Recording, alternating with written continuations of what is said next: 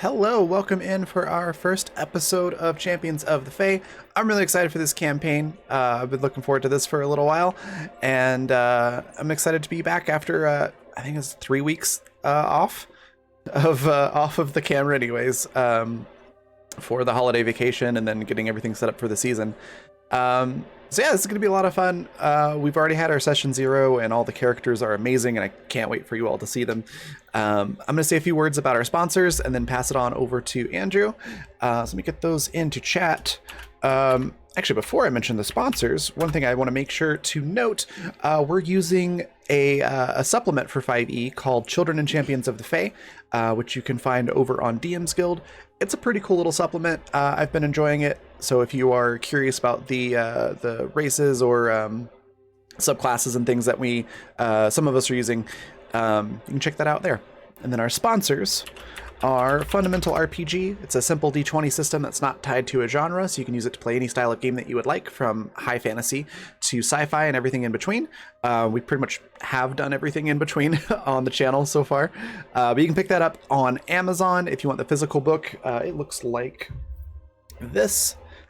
Or if you prefer a PDF, you can grab that over at ko-fi.com/Raven, like it's spelled at the top left, and will soon be at the bottom of the screen. It's just loading.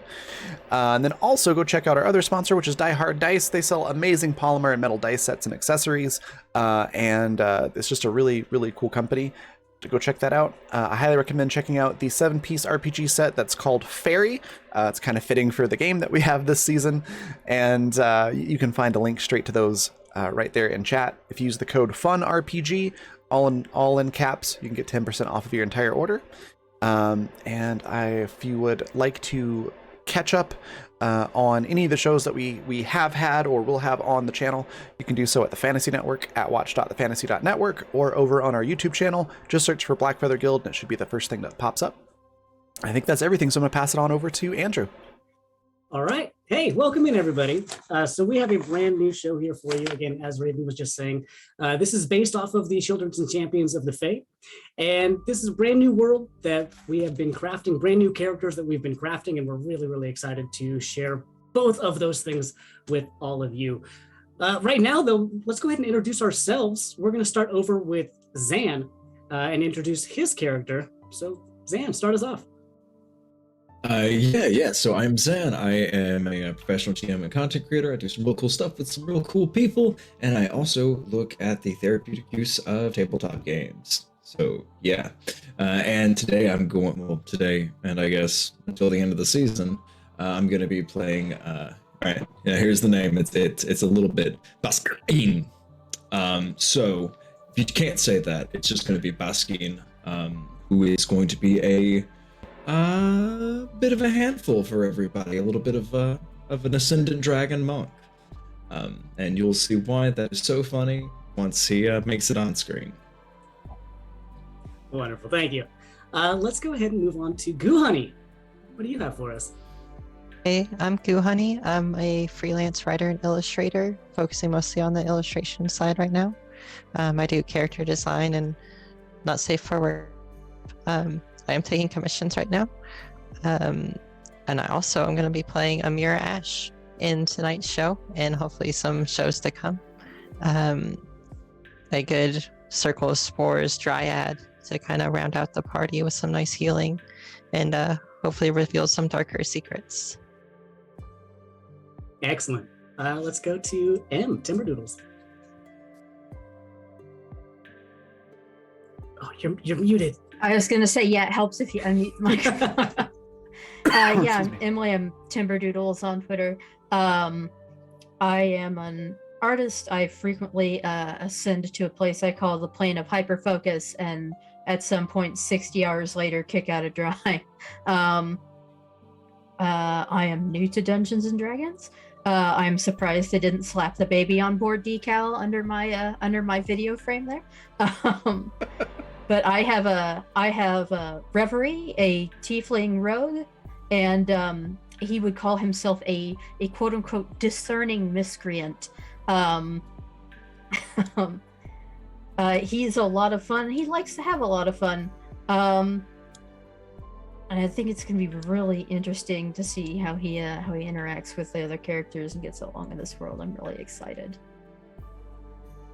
Me as well.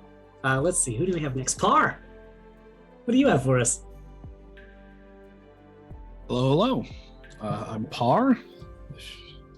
If you've been watching Raven, you've probably seen me here before. Tonight I'll be playing Dram Loomis, who was a Phantom Rogue, used to be a Gravedigger. Probably my saddest character I've portrayed on this channel so far. I'm really excited to get into him. It's going to be a ride. Wonderful. Let's go with Anna. Who do you have that's for us me. today? Yeah, I'm Anna, aka archivalist bunny most places on the internet, queer and trans advocate, museum worker, and TTRPG streamer and podcaster. And I am playing Ruli Ualia, who is a Selkie sorcerer, and she is a cold water bloodline sorcerer, both the race and subclass coming from Children and Champions. Very personal and happy, and just wants to be friends with everyone. Definitely doesn't have a sad backstory. No one ever does in D&D. No. Raven, how about you? What do you have for us? Hi, I'm Raven. I'm the creative director for the Raven Evermore, which is my brand for all the various things that I do, most of which are tabletop related or adjacent. All my info's in my link tree, which is right there in chat. And I'm playing Jinx. She is a sprite warlock with the spell sniper feat. So she basically flies around on a raven and shoots things from very far away. She's a force of chaos, basically a toddler with a sniper rifle, and she's gonna be a lot of fun. I'm looking very forward to playing her. I'm looking forward to seeing how all 6 of you play out together. Welcome in. I am Martinez Streams, Andrew Martinez, here to DM for us today. So our characters have already met. We're going to do a little bit more introductions at the end of this as well, so don't worry. There is more details on all 7 of us coming up at the end, so stick around for that. We are, right now, going to get into it. All right. So we've already had a little bit of introduction with our own characters, but where are we? What is happening right now in the Feywilds? Normally. We're going to start you off with the normally. Normally, the Feywilds are 6, maybe more, separate realms. And each of these realms has magic imbued in them. They're based on different biomes, and they have different people, different citizens and champions. We have Nymphindor, which is our rolling hills, our vast magic plains that spread for miles and miles and miles, where you can travel days without meeting a single new soul. We have the swamp of Ehib that is home to the coven of hags and a few unsavory creatures, some of which we might be getting a little bit more familiar with as we progress. We have the mountainous range of the Skypiercer Spires, or Umbervale, home to the Corrids and the Darklings, where, again, we will learn a little bit more about that in a few of our characters. We have the coast of Sylvanthi, the twin islands of the Selkies, where we have the Fey oceans, the Fey seas, warring goblin tribes, and a few other unsavory creatures. We have the dream canopy of Gefelden and all of its dryads and other more dream-oriented Fey creatures. But where we find ourselves today is in the realm of Elassidir, the ancient forest. The realm of Elassidir sports many of the classic Fey creatures, from pixies and tooth fairies to the Eladrin of the Feywilds themselves, to many other types of creatures that make their homes in Elassidir itself. Where we meet you all is in the city of Mayaheia, otherwise known as the city of Forever Summer. Normally, the home to the Sealy Court and many of the Archfey that live here. However, right now, you, the 6, have been gathered by King Oberyn himself of the Sealy Court. You were, a few days ago, hand-delivered or animal-delivered, depending on who came to visit you a scroll that said, "Use when ready," signed King Oberyn. Where you were all then, once you take care of all of the stuff that you needed to take care of, were teleported into a cavern where one by one, hour after hour, you slowly all appeared in the same place. Confused, questioning, just like everybody else, as these realms have now merged into one. And looking out, where should have been swamp is now grassy fields. Where should have been mountain is now beautiful coastline. Where used to be massive trees is now fields of grass. The question is, what's happening? You all have been summoned by King Oberyn, and after fighting for your lives, it seemed like, against a four-legged beast, for lack of a better term, a large-scaled creature, which, after besting it with your skills, turned out to be King Oberyn himself. As he threw his antlers again, the illusion around you faded as the six of you find yourself in King Oberyn's chambers. As you have just finished this fight against him, out of breath, he claps his hand as he says, oh my God, okay. Oh man, I really did need that. Oh, thank you. Feel better? And he claps his hand, and all of you have the feeling of a long rest. As he sits down at his table. All right. Whew. Hey, welcome. Glad you could make it. How are you feeling? That was fun. That was a fun fight we just did. That was a cool combination. You guys froze me and then you... Oh, man. Okay. Sorry. Getting ahead of myself a little bit. You guys don't know what's going on, right? You guys don't really know what's happening here because this is... not really what I wanted to deal with today, I'll be honest. Right, I'm just gonna get that out of the way. You guys don't know what's happening? Anybody? Let's see, there was a cat, and then I opened the letter, and then there was a fight, and that's pretty much where I'm at. Okay. Great. Oh, man, I'll be honest, this kind of sucks. So, as you kind of probably figured out, things are different. We're all kind of shoved together. Hey, this is where I need your help because I'll be honest, I'm kind of the only one here right now, and I am not situated for dealing with everything all on my own. So I've called on some of you. By the way, and he turns to you, Dram, and sadness fills his eyes, and he says, I appreciate you being here, and I know that you more than probably some other folks here really want to know what's happening. But I do appreciate it. Oh man, I wish it didn't have to do. Oh, I wish we didn't have to deal with that, did we? But life, perseveres. Oh, I'm bad at this. Oh man, that sucks. But I do appreciate you being here. I appreciate all of you being here. Honestly, I'm kind of going crazy by myself. They all kind of left me, and now I'm here dealing with all of this, and nobody really expected this to happen. And oh my God, I'm rambling again. Hey, help. Oh shit. Okay, all right. Thank you for the fight. It did help for a little bit, but now I'm feeling anxious again, and I really gotta fight something. But I can't do it. Because I'm trapped here. Okay.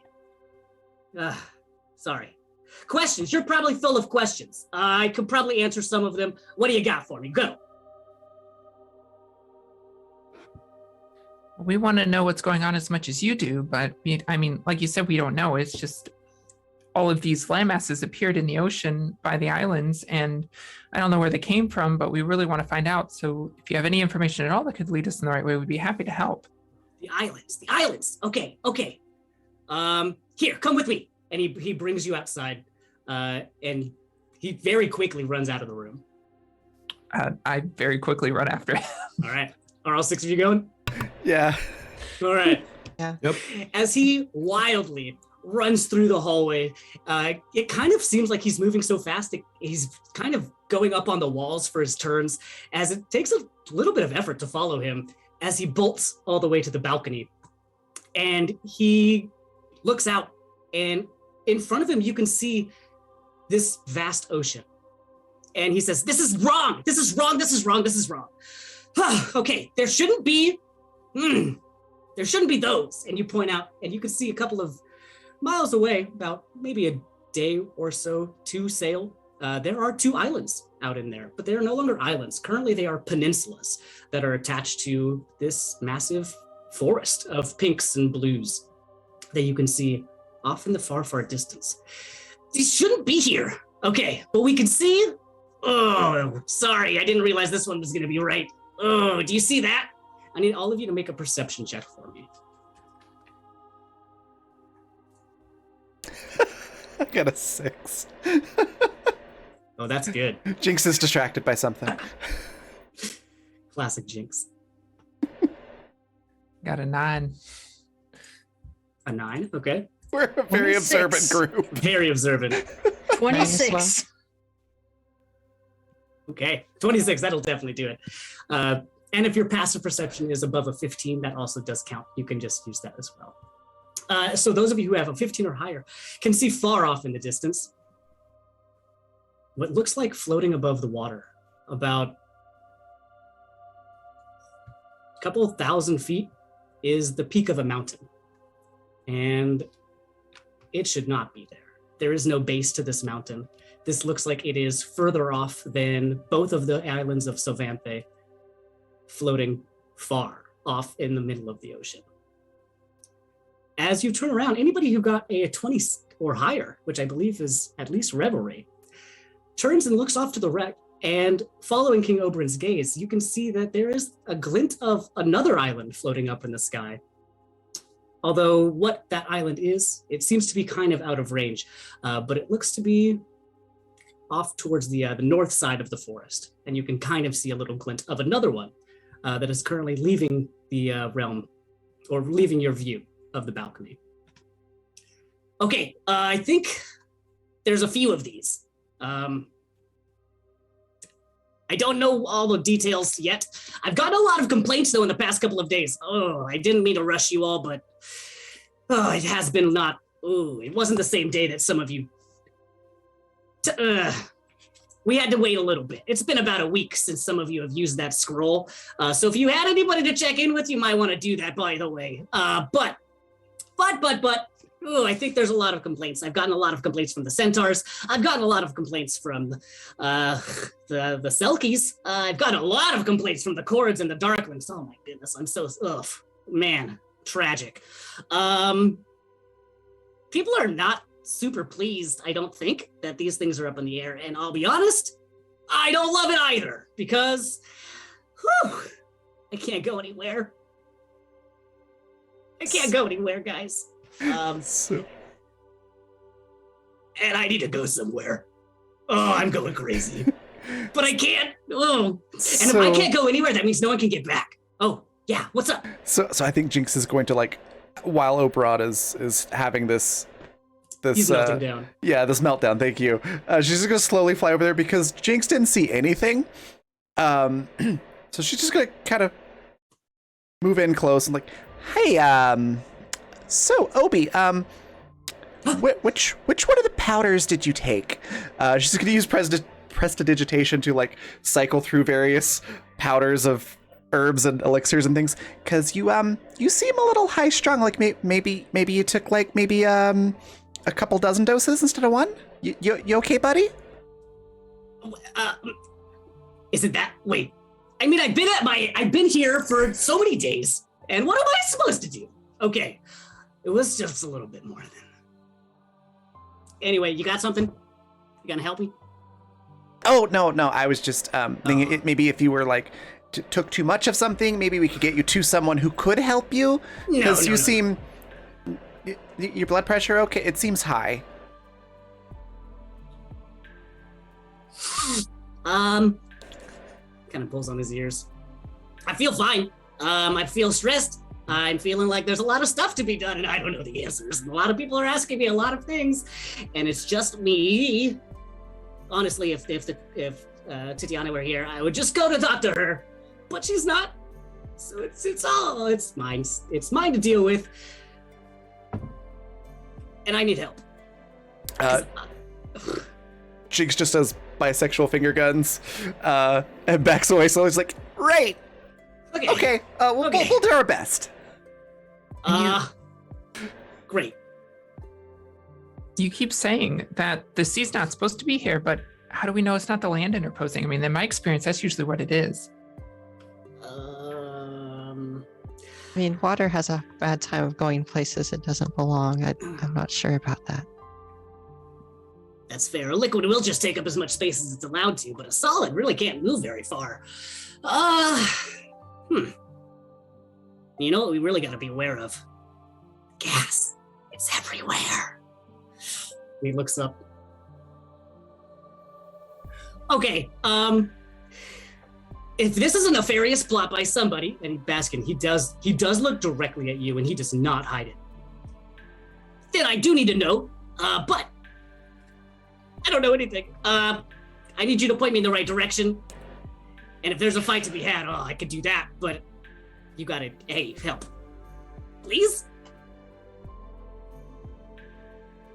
I think that Baskin finally looks up from the notebook that he's been frantically writing in for about the last little bit, and I think maybe he didn't really notice King Oberon just glaring at him, just sheer panic, and as he kind of gets done and done scribbling, puts the book away, and you see this slightly over 3 foot tall, vibrantly green colored dragonborn with a long fin going down his back and just kind of sparkling and glowing as it goes down, covered in tattoos that seem to be sharp and angular and almost breathing as they take up more and less room on his skin, with tiny little almost comically undersized slightly iridescent butterfly wings that seem to be vestigial on the best of days.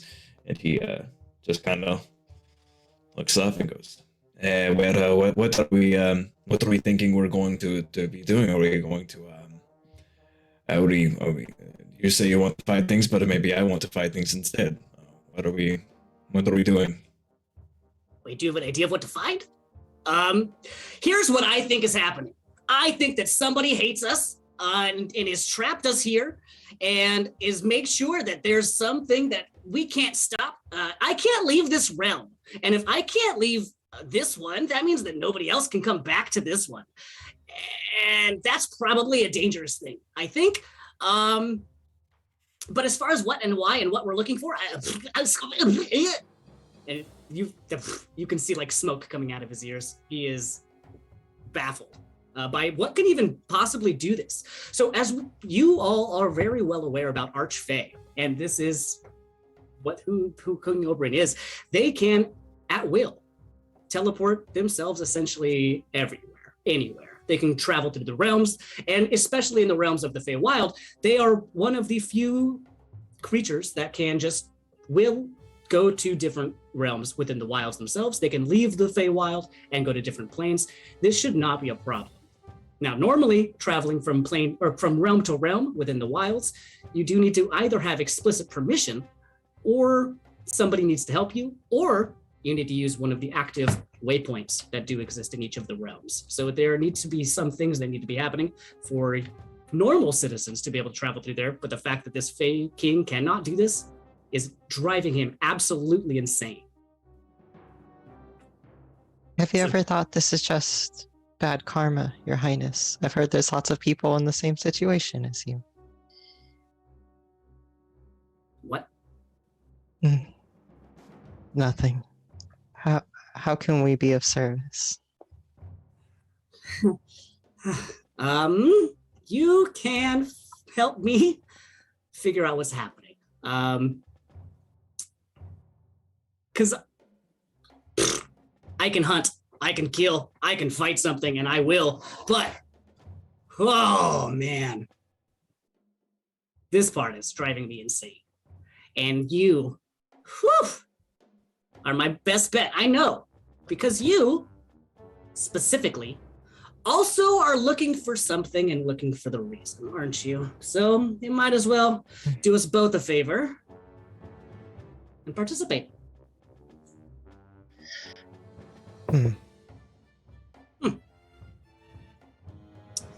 Otherwise, you wouldn't be here, but I'm sure you are aware. All of us are looking for something, and all of us could use some help, which is why I've summoned you. Well, some of you volunteered, and some of you were voluntold, and some of you are here because you're the only one that can. But all of you are here for a specific reason. Please, is the last time I will say that word. Hey, what are we thinking? And can we please? I said it again. That mountain looks suspicious. One mountain. You only saw one mountain. Yeah, that one right there. And Reverie points to the other ones that he saw. And how about that one and that one over there? And I believe there may have been another one as well.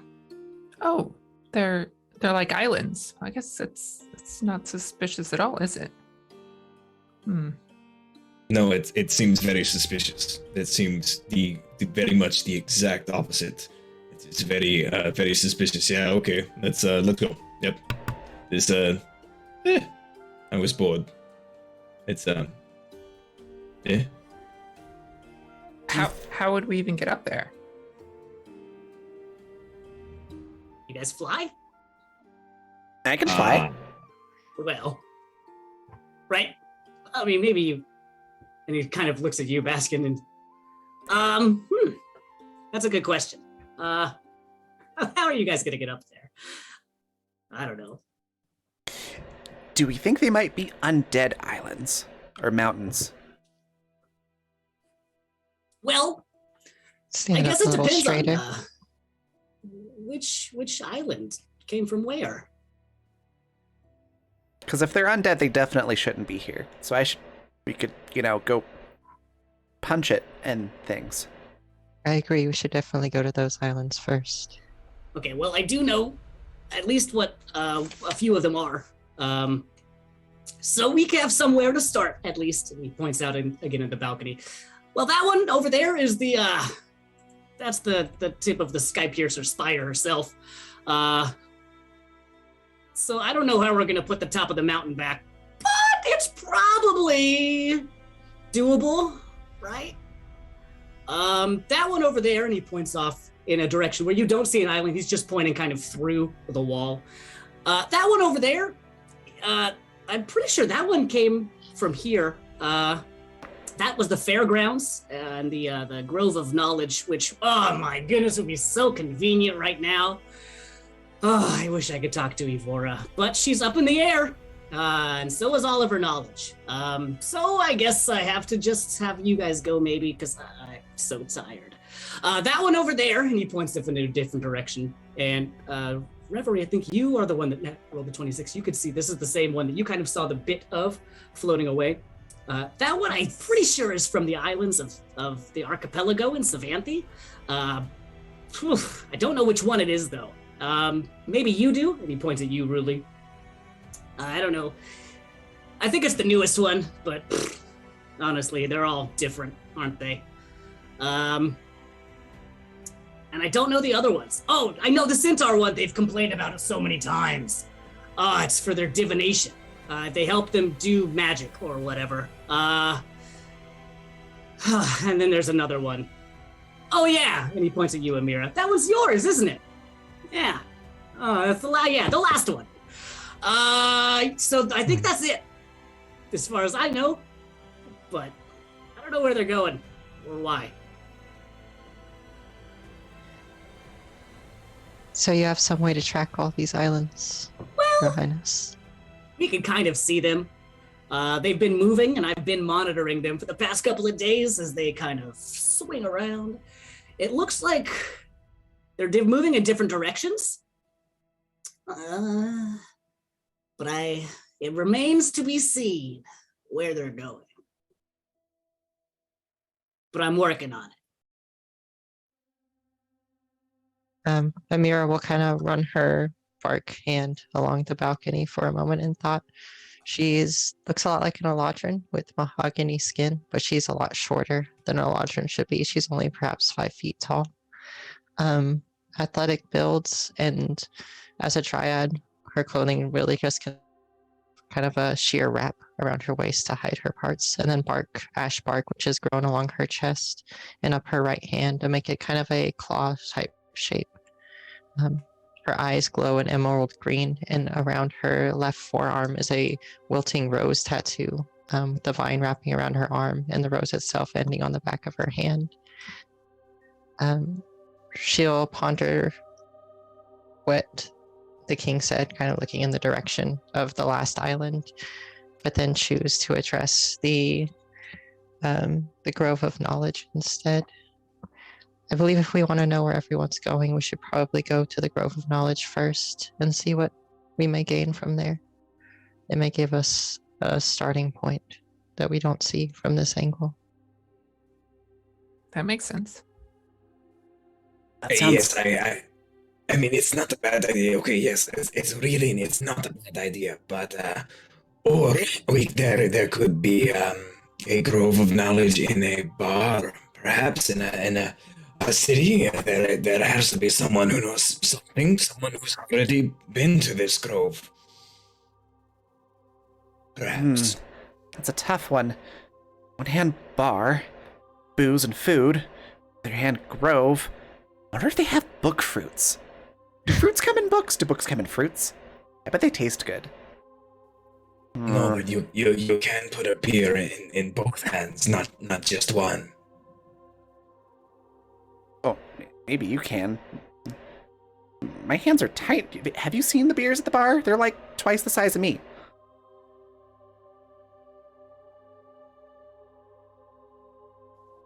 I don't know that finding a bar is going to help us in our search very much. We may just get sidetracked for longer than we intend. Yeah, I have to agree. It seems like a bit of a side quest. I'll say in Draconic, a very Fey Dragon side quest. And I think Baskin will just look over and, small moment of like, damn. How about we go to the grove first and then the bar? It's important to reward yourself when you're successful. That's true. Well, there's still the question of how do we get onto the floating island? The Darkling hasn't spoken yet. I'll kind of take a step back to look over at Dram. What are your thoughts on this?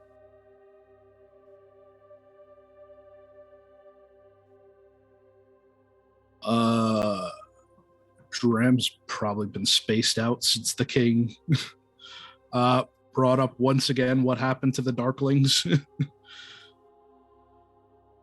So you're all having a real nice discussion. You turn to face Dram, and Dram's face is sort of just blank, staring off towards where his home is.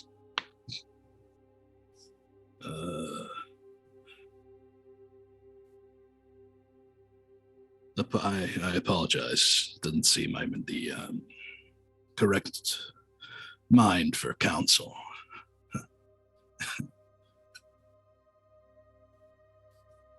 I'm willing to go with the group on this one. The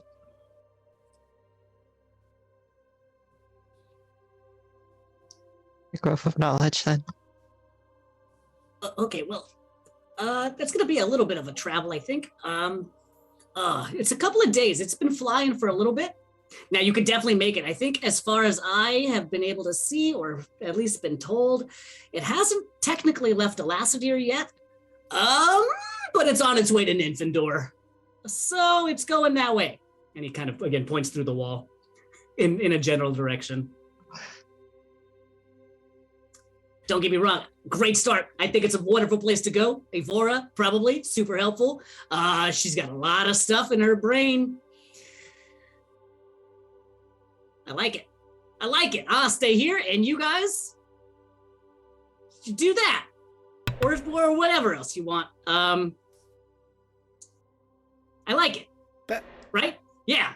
That sounds Okay. great. Obi, maybe while we do that, maybe go have a rest. Maybe lay off the coffee a bit there.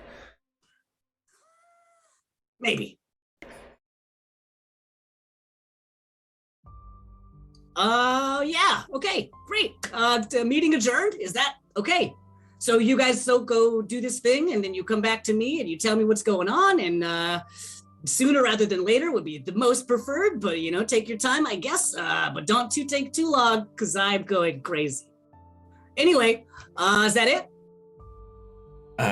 Actually, there are two more questions. Oh, yeah. First, what is the reward? Well, you are helping the realm. And that, again, is reward in and of itself, is it not? And the last time I checked, the shopkeepers do not take that as payment. Well, we could probably discuss something later, but I know for you, you have other people involved in this as well, so this isn't just for my benefit, is it?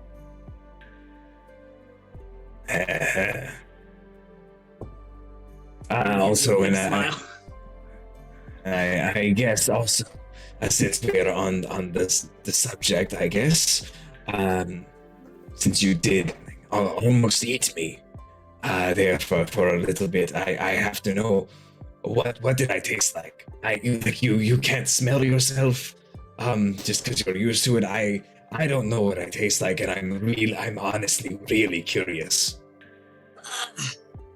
Well, I mean, yeah, you were definitely up in the teeth, weren't you? I chomped Yeah. you good.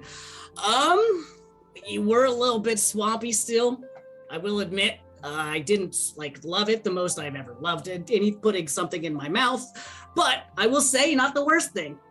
You're not the worst thing I've ever had in there. So, yeah, if that's what you were looking for, you were definitely swampy though. That didn't change. Yeah. I think Tasted nice and meaty, stringy, tense, salty. And he just starts listing off different flavors. I think Jinx flies over to Baskin and just licks the back of his hand or something, just someplace innocuous like that. Just yeah, salty algae. That's exactly it. Yeah, salty algae. It's nice. Yeah. If that's what you're into, salty algae is good for you. Ugh. I'm gonna have some more tea. Takes another drink of his. What about safe passage, Your Highness? Safe from Is what? there... She'll give him a meaningful look and then kind of gesture towards any guards that are in the room. All right.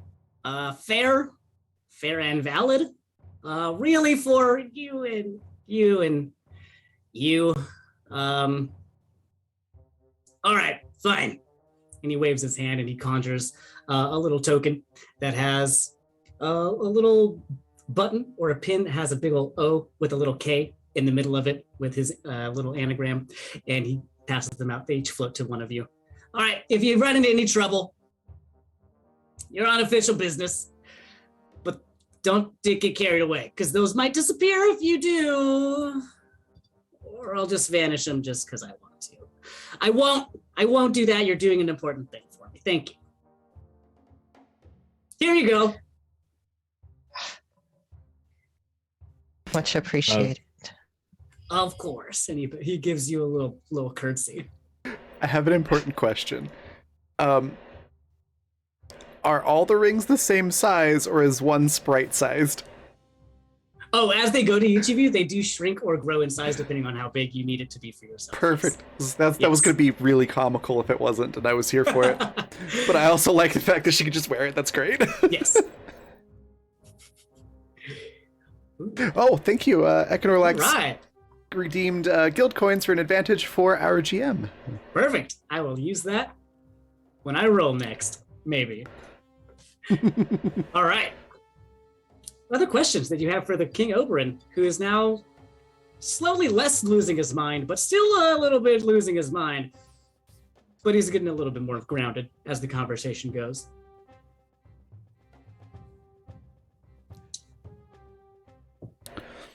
Besides that, yeah. Anything you need? Well, maybe not anything. I don't have very much. Aren't you like a king? Yeah, I was gonna say I have a lot of stuff, but I don't have very much that I necessarily want to give to you. Is the rest of the sentence that I didn't say out loud, but now I have. So hey, great. Besides that, what else? I like it. I like this plan. So I won't hunt you all, and you get to find this thing for. I mean, thanks. Because if I was gonna get bored, things were gonna get messy, and we didn't want to do that. So this is better. I think with all the talk of like payment and stuff, and Oberon clearly kind of trying to be very vague about it, Jinx just sort of floats on over to Baskin. It's like, so I think the payment that we're gonna need for this is the 5-finger salary, if you catch my drift. Oh yeah. No. I'm going to. If he tries to stiff it, I'm just gonna kick him in the face. I guess that works too. I mean, I was just gonna take something, but you know, yeah, to each their own. I'll take it out of his ass. I don't think he keeps things up there. I mean, guess I never really asked.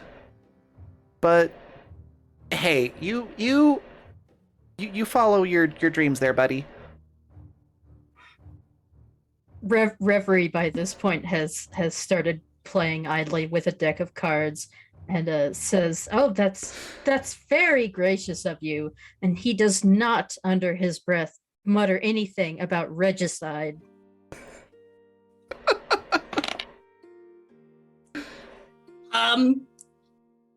We don't take kindly to that one, and not like you could in the first place. But hey, not in this realm. Not in this realm. Conversation. Not in this realm. Different realm. Oh, different thing. okay. Terrible My bad. fellow. Not like you can get there right now, and that's kind of the No. problem that I'm having. Oh no, not you. You're Oh, delightful. sorry. Not you're delightful. I know. Thanks. Well, you have been quite kind and hospitable. And if we're going to catch the island, we should probably go. They are moving. They are moving.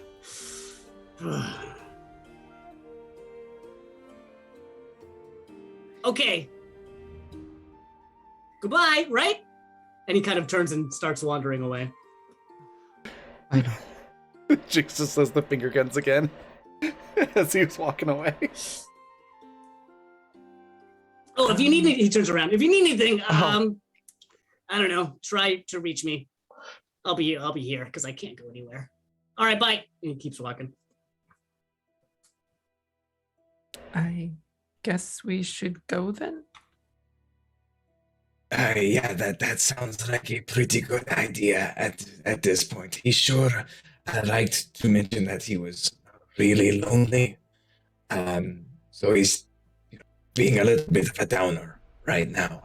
I'm okay with leaving. Yeah, that seems good. Right, come on, Bob. She calls out to her raven and hops on to its back and just starts slowly flying ahead of the party, not too far ahead. Just heading towards the island that we were sent towards. All right.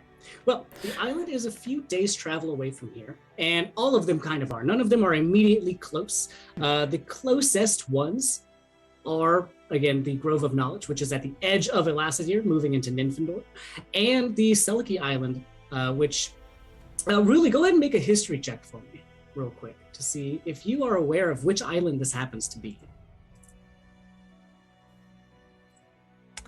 Yes, one of those abilities really is very good at. Uh-huh. Especially being so around all the time in this area. An 11 plus 0.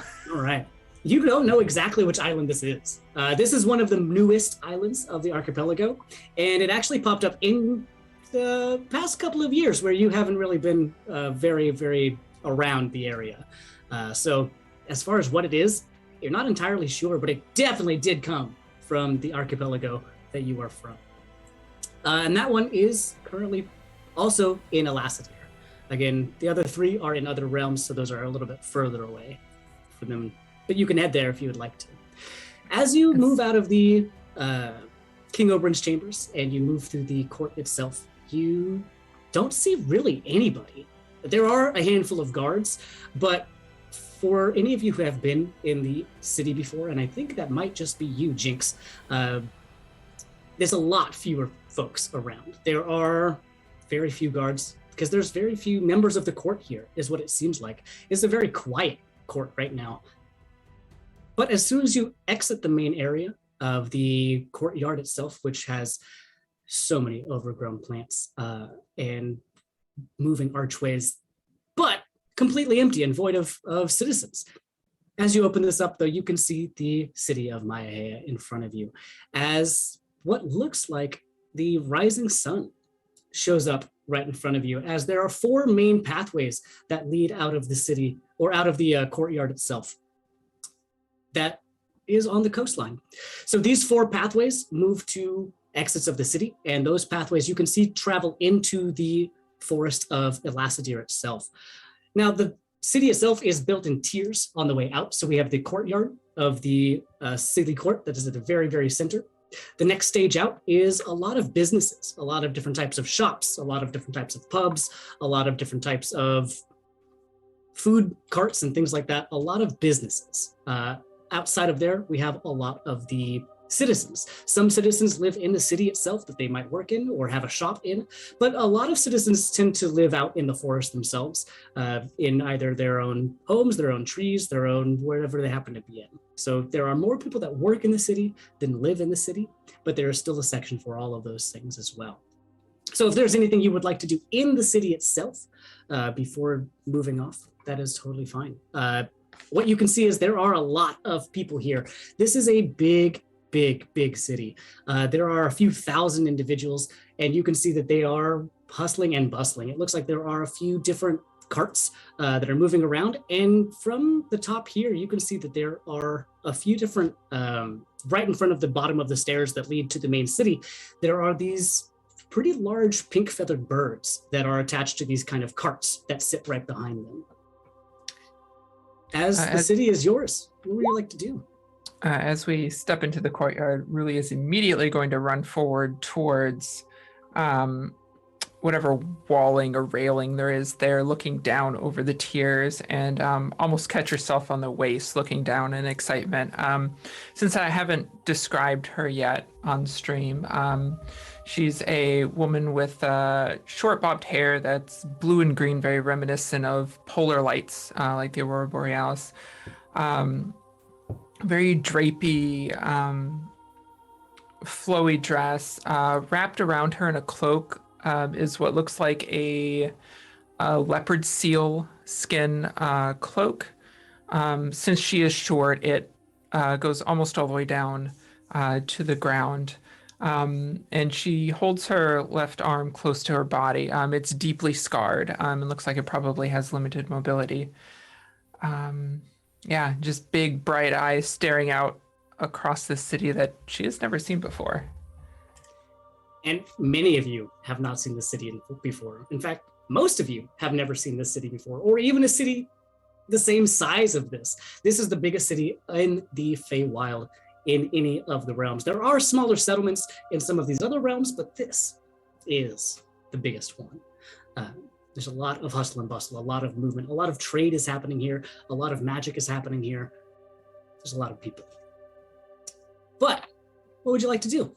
There are 4 exits normally into the city. However, right now, as you glance around, actually, I would like everyone to make a perception check for me again to get the lay of the land of the city.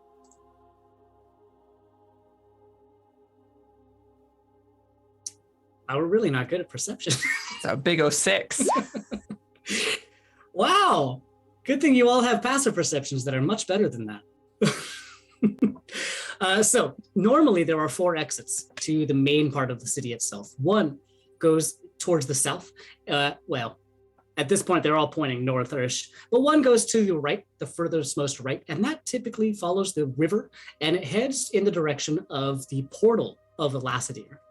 There is the second most exit to the right, and that one travels further into the forest itself. That is the main entryway to the major part of the forest of Elassidir. That is where we would meet the crossroads.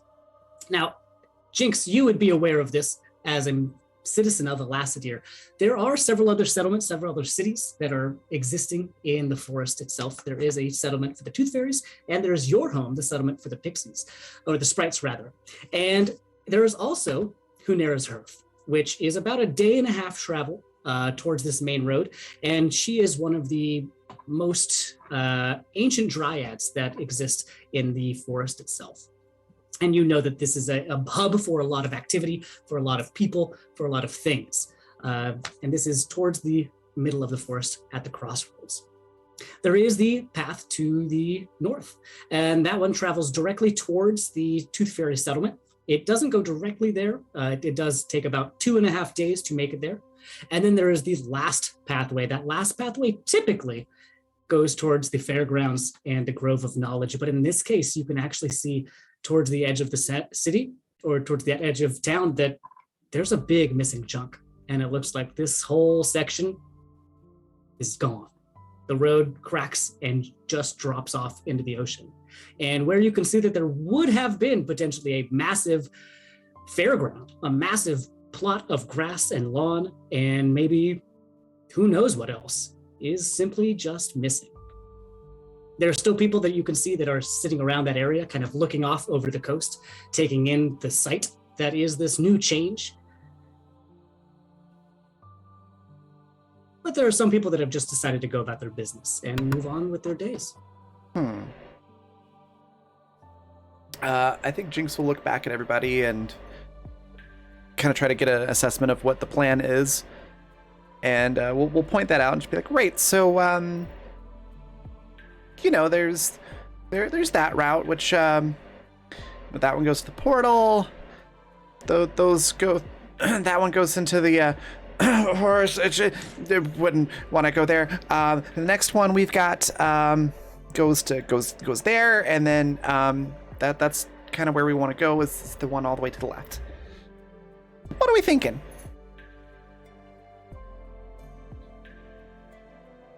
Does anybody need anything in the city before we go? Yeah, I since we're going to go on such a long trip, probably I should buy some incense and stuff. So, where is the smell good?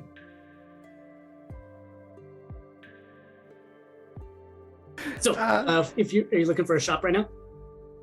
Yeah, I think so. Yeah. Okay. Yeah. I just need some spell components.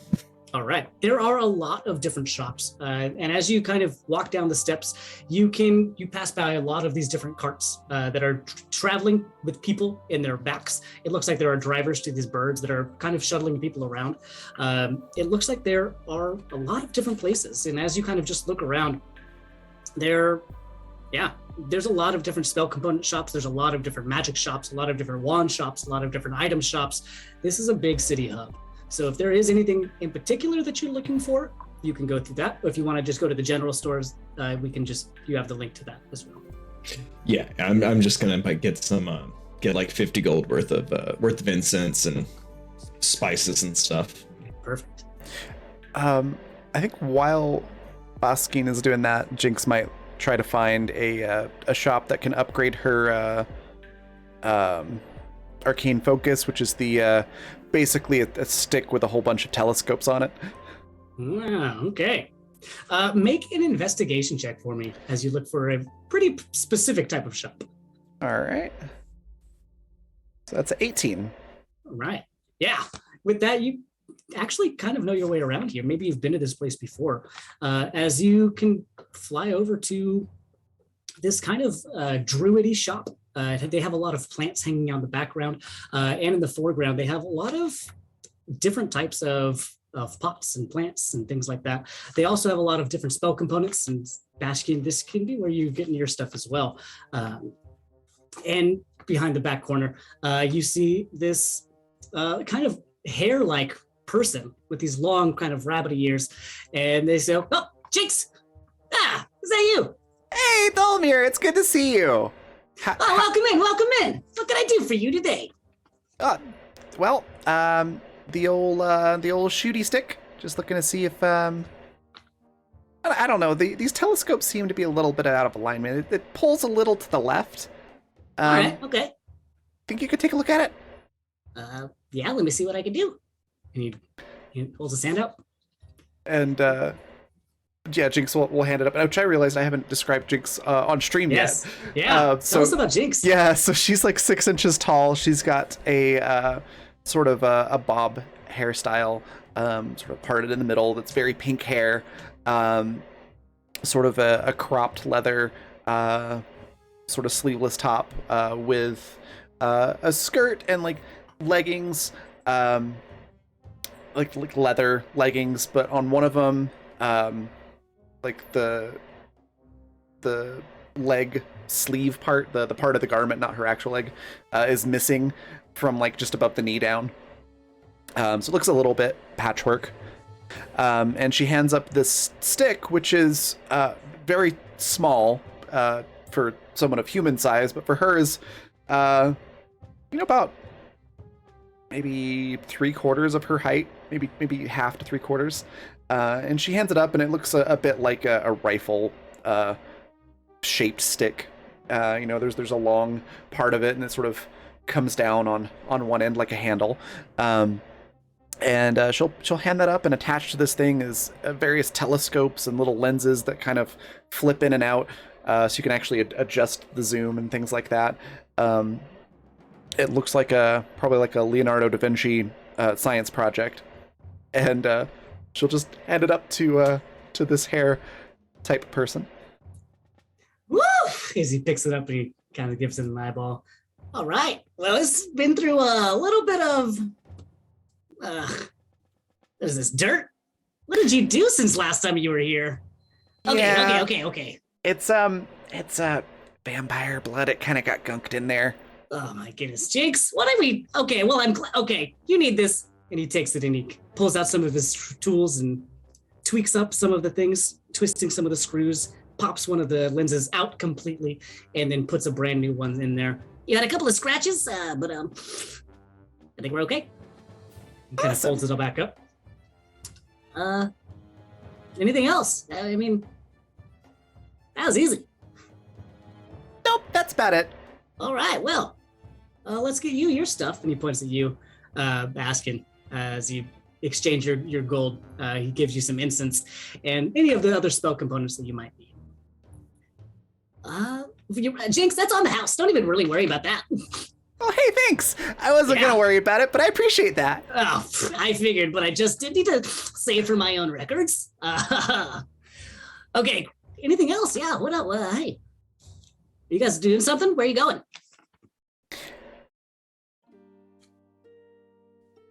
Is there a graveyard in town? Is there a what in town? Is there a graveyard in town? There is a graveyard in town, yes.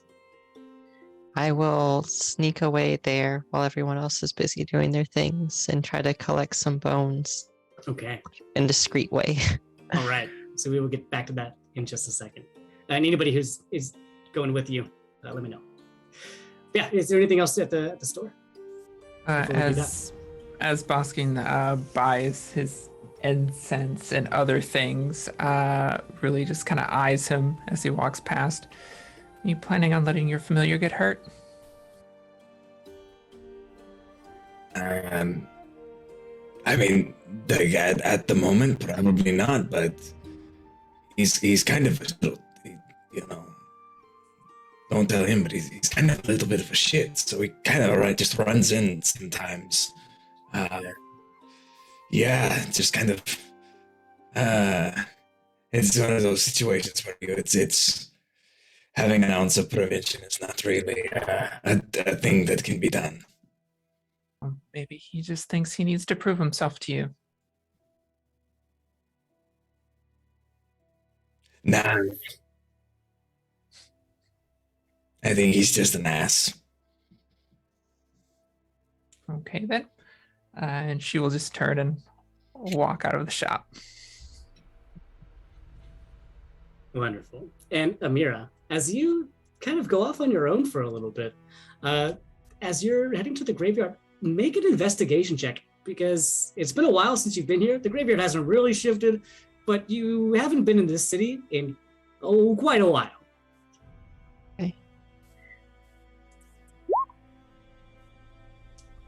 15. 15, yeah. And even though it's been some amount of years, you still are incredibly familiar with this place. How could you forget? You know, especially where the graveyard is. Impossible. As you make your way over there, it is still daytime. And as far as you're aware, the graveyard is unlocked. It is open. As you enter, make a perception check.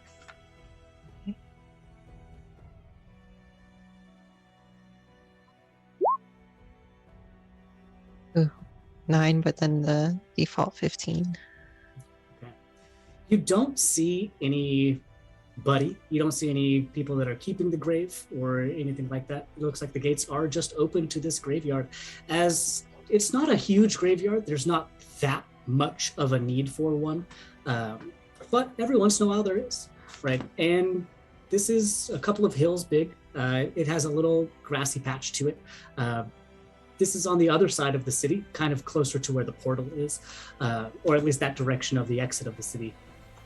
But this is off by the coast. There's a couple of grassy little hills that have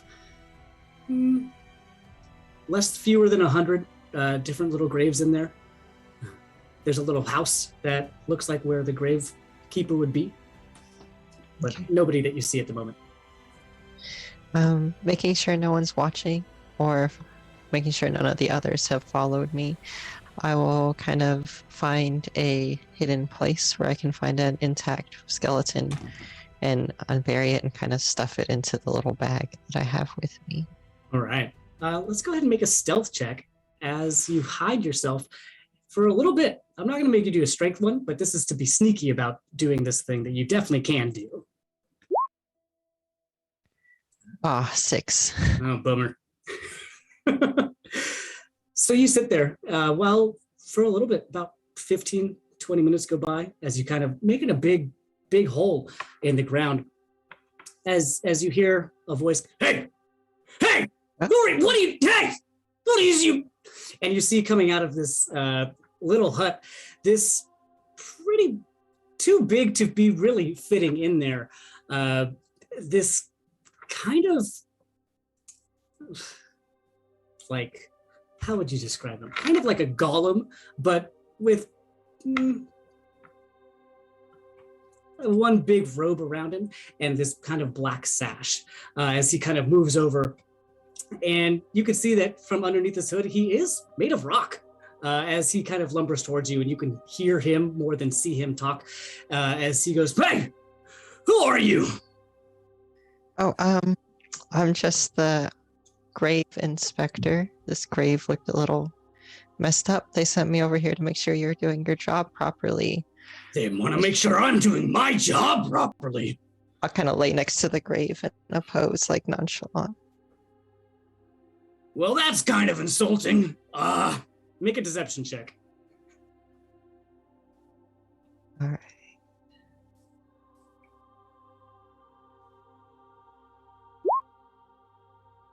$13. I mean, I don't love it, but I mean, we haven't had a new grave here in so long. It's tough to be able to check off your boxes and say that you're doing a good job. I've been trying. Am I at least looking okay? I mean, everything's looking good except for this one grave. I'm going to have you excavate it, and I'm going to have to take the bones with me. to have them better inspected. I think they may have been damaged when you buried the body. I take incredible care when I put in a body in the ground. But are you sure this one? Yeah, this seems the best one. Yeah, I mean, yeah, this is Okay. definitely the one that was told to me to be messed up. I thought I did a really good job with this one, but Hey, you we can't all win be 'em winners all. all the time. Exactly. And he, with one massive hand, digs his rock fingers into the ground and just, in what would have taken you another 45 minutes probably, just uncovers this tomb as he all the way. Okay. And he hits open the thing, and yeah, you have access to some bones. Good. That's all I really needed for now. I may be back at a later time to inspect more graves, but I really appreciate your assistance today.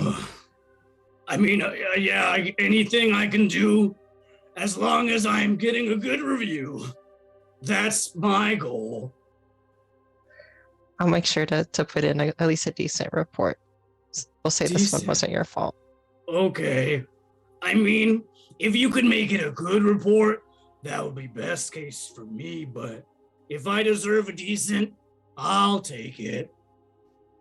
You know what? For being so helpful, we'll definitely go with that good report. But I need to finish my job, and I don't want to get in trouble either. I don't want to get a bad review either. So if you could just let me finish up and yeah. Yeah. Do you need me to sign anything for you? Nope. I Do don't. you I have don't any think paper? so. No. I'll just hold Even up my ring. easier for both of us.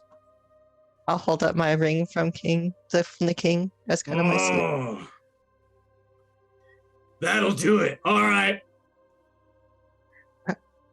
Anything else I can do to No. help? No, I think I'm good right now. Okay. Yeah, it's such a nice day out here. I think I'm just gonna finish up my job and head on back. All right. Should I tell this? Who is this? And he kind of reads the tombstone. Do we need to let them know, or will they be back? That's a very good question. I think both are correct, but either way, I think we're good on assistance right now. Oh, okay. I'll pass the information along. Sounds Thanks good. for your cooperation. Have a great day. You too. I just kind of wave and wait. He kind of takes one step back and then just stands there and stares at you until you leave.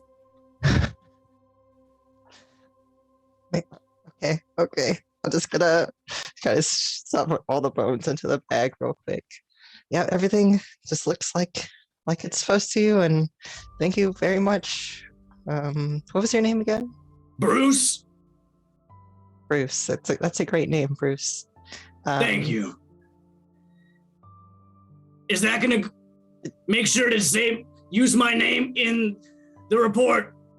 Oh, I definitely will use your name in the report, Bruce. No Wonderful. worries. Oh, I'll see you okay. later. I'm just gonna kind of stroll back out of the graveyard. Oh. As you're leaving, you hear him call out from the distance. Wait, what was your name? I never got your name. If you want to respond or not, that's up to you. My name's Bruce too. That's a weird coincidence. Huh? I'll see you later. And you see him just kind of look up and think about that statement that you've just made. As you've collected some bones successfully. Congratulations. Awesome. All right. As you all meet up back together, towards which direction are you leaving? Or are you still doing stuff in the city? What are you thinking? I think Jinx's vote is to go to the left, the one that goes to the missing chunk of ground, purely because it's the furthest she can get away from the forest. Okay.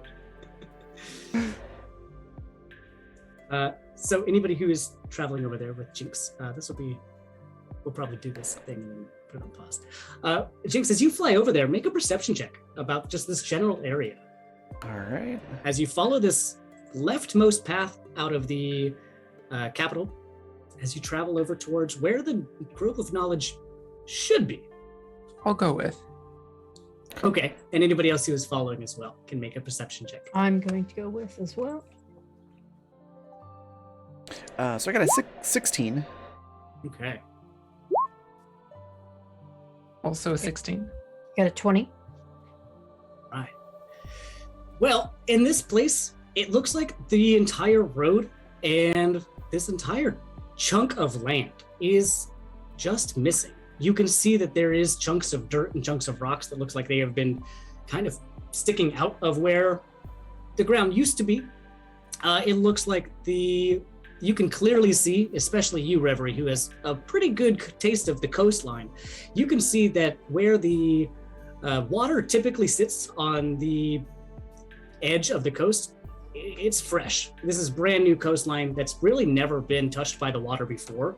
And you can very clearly tell that the amount of, whether it's magic or salt in the Fey Oceans, has not touched this section of the dirt in quite some time. Now, the coast itself is just a sheer cliff, and this sheer cliff is about 100 and 150 feet, depending on where you are towards the ocean. Down at the bottom, you can see that there are waves that are crashing up onto the pillars themselves, and there are some rocky areas down at the bottom of the cliff, but there are some areas that might be a little bit more suitable for swimming than others. Now, also in this area, and maybe also missing, and you can kind of see that where this is, Reverie, this is fairly familiar for you as someone who has spent a lot of time on ships. You can see the dock, but you cannot see a pathway to the dock. It looks like the dock is on the other side of where the Grove of Knowledge and the fairgrounds used to be. So you can see at one edge where you're standing, the path just stops and it is a sheer drop off, and completely on the other side, it picks up again and it heads off to the dock. So it looks like just that one chunk of land is the one thing that is missing.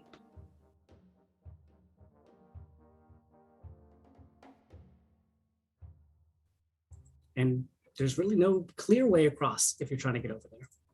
But this island, this place is not here.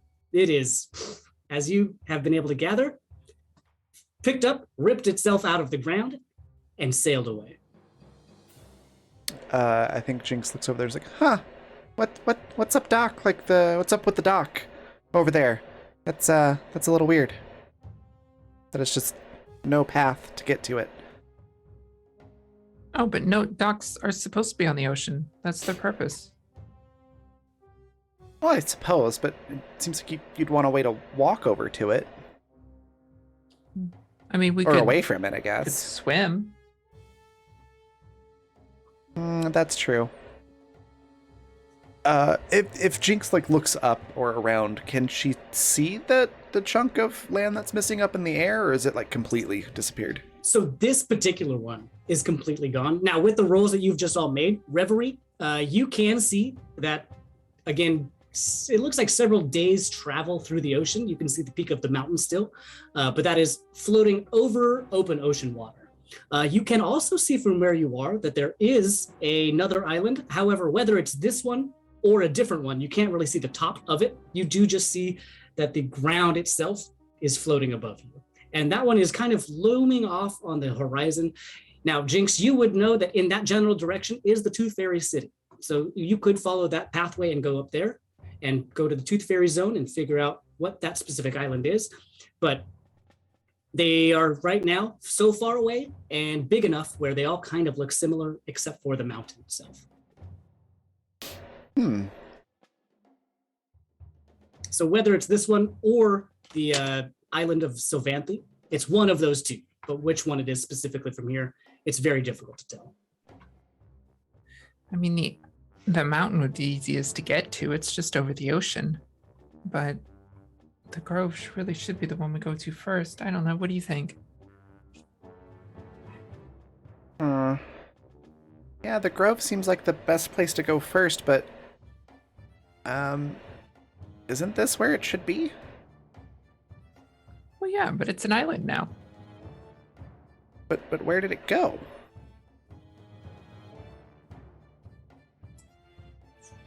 To be fair, it seems like there are a lot of things missing and where they're not supposed to be. Well, if we don't know where the Grove Island is, then I guess, yeah, the next closest one that we actually can see seems like the best option. Now, I will say you do know where the Grove Island is. At least King Oberyn kind of pointed in a general direction. It is at the edge of Elassadier, kind of moving in towards Nymfendor. So this is kind of not the furthest one away, but it is closest to the Sprite settlement, which is towards the edge of Elassadier. Okay. Oh, okay. I think I got it mixed up with what was supposed to be here and is not here. Yes, it is. It is just moved to the other side of the realm. Oh, okay. Yes, but it has, but it's close to the Sprite settlement. You said. Yes, that one is close to the Sprite settlement, or at least roughly. The Sylvanthi Island is close to the Tooth Fairy settlement, or at least roughly, and the Sky Piercer Spire is in the middle of the ocean, a couple of days travel that way. Okay. And those are the three that you roughly know currently where they are. I think Jinx then will like scroll out a little map on the ground with like a stick or something and be like, right, so here's where we want to go for the Grove. And we could go this way, or we could go this way. And she'll like draw out this completely out of the way, absolutely not practical route that completely avoids the Sprite settlement. Why don't we go through that town? What's there? I'm assuming wanted posters with your face on them, perhaps? No, not there. That's here. I just ignore those. No. I don't have wanted posters. What? No, it's a boring city with, dangerous, boring things. And she's just like shifting her eyes back and forth very suspiciously. Jinx, is that where you're from? Can we meet your family? Oh, dear God, please not. I mean, I guess. If we have to. They're really boring. I think we should. They like, How could they be boring when you are you? they're nothing like me. Well, I mean, they have wings and are, about my height and kind of look like me, but that's about it. Sounds like a lot. Yeah. They like order and like taking care of the forest, which I mean, I want to keep the forest alive too, but they're like micromanage it.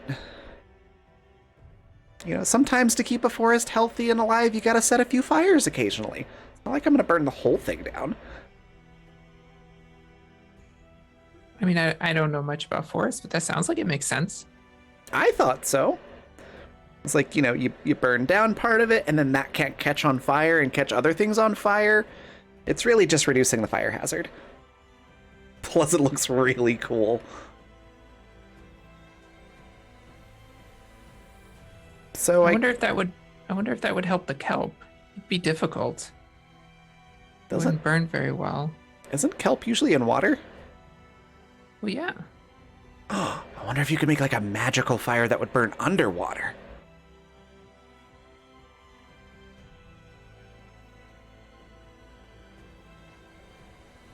I have research to do at some point. But yeah, if we want to go to my hometown, I guess we can just... maybe don't mention what happened here in the city to them. I mean, we can tell them whatever you want. I'm very good at telling stories. Maybe just don't mention that whole thing about the rainbow drinks that I was discussing with Oberon. Sure. I could write a song about you. You'd write a song about me? Why not? I mean, it's a couple days journey there, right? That's easy enough. I don't think anyone's ever written a song about me. A few limericks here and there, but no songs. Usually they're like, angry limericks about, that Sprite stole my boots, or something like that. I mean, as a Selkie, we sing songs all the time. Most of the ones from my rookery, though, are kind of horror stories, but that doesn't have to be your song. Ooh, I have an idea. Burn Baby Burn, Forest Inferno. Like the sound of that. I do like fire. Fire's We'll fun. workshop it on the way. I'm excited. You're sure there's no wanted posters? I mean, not wanted posters. I don't think I'm really wanted there too much.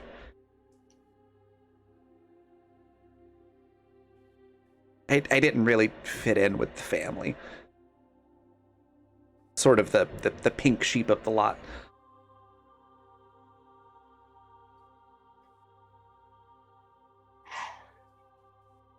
And Jinx is just sort of like tapping her 2 index fingertips together.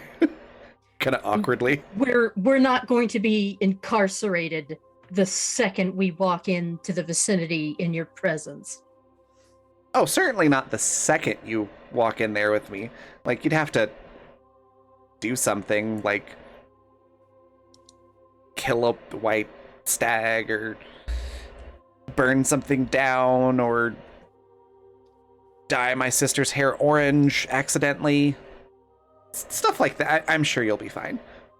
I mean, that all sounds amazing. I don't get why somebody would not like you. Right? I'm freaking adorable and lovable. I think so. Well, thank you.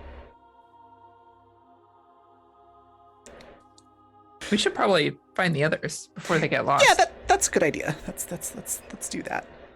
She does awkward finger guns at Ruli. And then goes to find everybody else. Ruli's equivalent of that is a little clap that she does. I love that.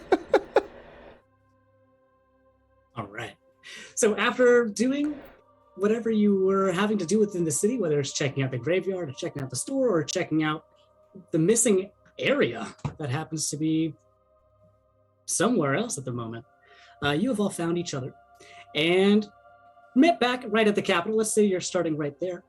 And when we come back, because I think we're going to go on to a little break right now, we will be deciding which direction we are going to be going and figuring out what happens next. So I think that this is going to be a good time for us to take a little break. We're All about right. an hour and a half in. I think Perfect. this is going to be a good time. All right, we will be right back in about 15 minutes. So go grab snacks, drinks, stretch your legs, all that good stuff, and we'll be right back.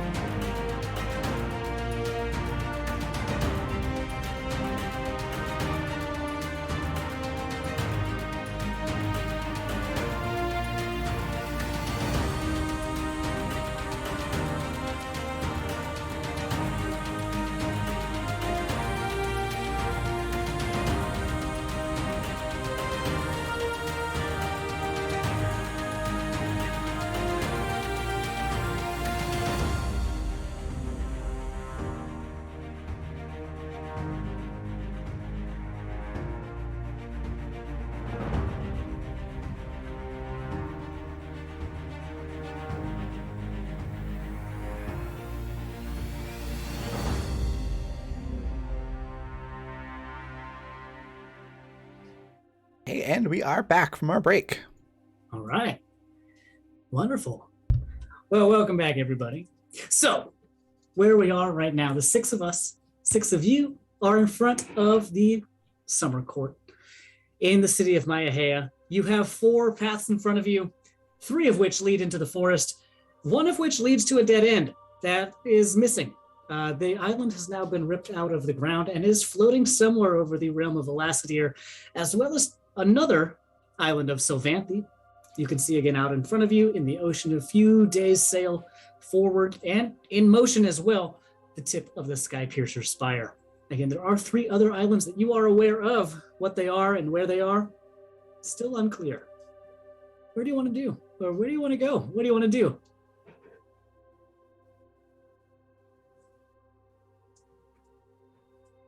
Well, Jinx has proposed the alternate route to the Grove of Knowledge, and begrudgingly agreed to the more direct route with Ruli and Reverie. So I guess she might start going with them to try to find the rest of the group and run that by them.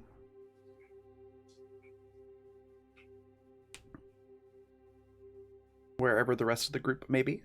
So you have all collected back again. You are now, hey, you're now at the base of the court itself at the bottom of the stairs. You are all together. So whether you have gathered your bones from the graveyard or gotten your information from the shop or went to have a look around where the fairgrounds used to be, currently we are all 6 back together. Now it is about midday at the moment. But again, what is day, what is night here in the Feywild? Everything is beautiful and serene all the time. Yeah, so Jinx will look at Baskin and Reverie and Amira, or not Reverie, Amira and Dram. Go, well, we, yep, there's a big missing chunk of ground over there. And we were talking about maybe going to, well, I suggested a scenic route to get to the Grove of Knowledge. May have been talked into, convinced, if you will, into taking the more direct route, which will go past my hometown. So we might see some, people that are unimportant. That's kind of my idea. What are we thinking? I'm concerned that the longer we wait, the further away the island will get. It's already entering the realm of the Centaur, and they're apparently not pleased. That's fair. This is, I know this is a really strange question, but do you have normal sized cups in your hometown? Are they all? Of course we have normal sized cups. We just don't have giant cups. Like, you drink out of. Great. I'm going to steal this cup here. And now we're okay. I always recommend having a travel mug. And she'll sling her pack off her back and show this metal link clipped little iron mug on her backpack, just sort of dangling. See, you just attach it to your bag, and then if you're going to some place where there's giant people or tiny people, it doesn't matter because you've got your own mug. Also, coffee. Travel coffee is important. Yeah. But okay, I have my cup now. I am good. If anyone else is good, I'm fine. I don't care which direction we go. I just kind of need to see some new stuff. I definitely think we should take the fastest way. I agree. Okay. Sounds good. Well, here, I suppose. All right. fastest way is this way, so let's go. Does the All right. finger guns awkwardly and hops back on Bob the bird. Perfect. As the six of you make your way out of the city, and as you pass through all of these shops, all of the stalls, all of the residential area on your way out towards the main road into the forest of Elassidir. As you pass through, you go further and further away from the forest. The buildings get less and less stable. They go from these big grand cathedrals at the middle of the summer court to smaller and smaller and smaller buildings all the way out towards the outskirts, or simply just tents, little pop-ups here and there. Now it looks like there's nothing going on here. It's just that is where those people live. And as you travel through, you enter, finally, the forest of Elassidir. Flanking the pathway itself, which is made of a lot of different types of rocks. This is a dirt road, but it looks like there is some foundation here as well. There are a lot of different inlaid rocks and stones and minerals on this main road that travels through and into the forest itself. Flanking the one road are two different large oak trees as you enter this massive ancient forest. These trees here, mostly oak trees.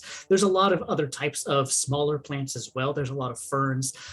There's a lot of vines and moss that's growing from each of these different types of trees. You can notice that there's also a lot of different mushrooms, a lot of life. Go ahead and make a perception check as you start just strolling through the forest. 17.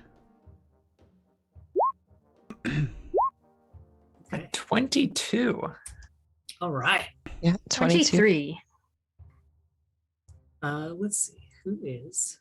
I am wide-eyed staring at this forest. There is a lot. And if you've never been in the forest of Elassidir, there is so much movement. There's so much life. There's so many things happening at the same time. And part of your brain is confused. Is that actually there? Was there just something that moved from that branch to that branch? Or was that just the figment of my imagination? And some of them are confusing. And some of them are pretty clear that that was just a branch and that was just a bush, right? But it's hard to tell all of the time. As you start to move through this winding road that goes through all of these massive ancient trees, you see that on the outskirts of these trees, there's moss, but then that moss moves. And it just so happens to have been a creature this entire time as it scurries up the tree and disappears out into sight, having been made by one of your keen eyes. You see that there are these glittering golden birds that are fluttering from each of these trees. And throughout this next couple of hours, there's a lot of animals, a lot of plants and things like that. You also, however, let's see, who would be able to see this? Ruli, Revelry, and Amira. Actually, all of you would be able to see this. Maybe not Dram. Out in the distance, and this is getting a little bit darker now towards this section of the evening. As you've been walking for a handful of hours at this point into the forest, and you know that another handful of hours that direction is Hunera's Hearth, which is a wonderful place to stay if you've never been there. But you hear rustling out in the woods. Off the beaten path, there is movement. What it is specifically seems to be kind of shaded out. There's nothing intentionally hidden, but there's nothing directly out there. But there is movement off the beaten path, about 30 or 40 feet in that direction. As you see it kind of, whatever this thing is, in the bushes, in the ferns that stand 4, 5, 6 feet tall as the undergrowth of this forest is impressive off the road and looks very difficult to traverse if you were to leave the path itself. There's movement, though. What do you do? Do you want me to sneak over there and see what it is? I mean, we can do that, or give me just 1 second. And I think somewhere back in the city there is a mouse praying for a swift and merciful end as a giant red-breasted terrifying bird swoops down on it and vanishes from the space. and reappears, slightly perturbed and confused in the swamp, or not in the swamp, but on the path. And Baskin will go, Sorry. Can you? There's the thing. Can you? Thanks. Be careful. Appears in front of you and gives you a quick glance and flutters off towards that general direction. Go ahead and make a perception check for Yusa. let's see.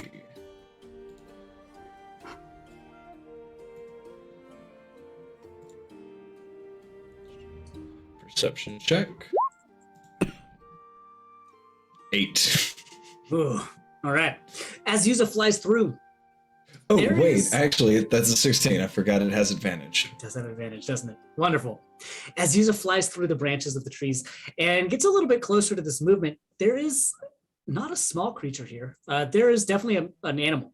And it looks like this animal is, from what Yusa can see, and using your eyes through Yusa's, you can tell that this animal is limping. This animal is hurt. This animal looks like it is 4 limbs. It looks like it has some sort of beak-ish face, and it looks like it has some sort of bright red wings that stick behind it. It's a quadrupedic animal, and it looks like it's limping. Its back right leg is definitely injured, from what you can tell.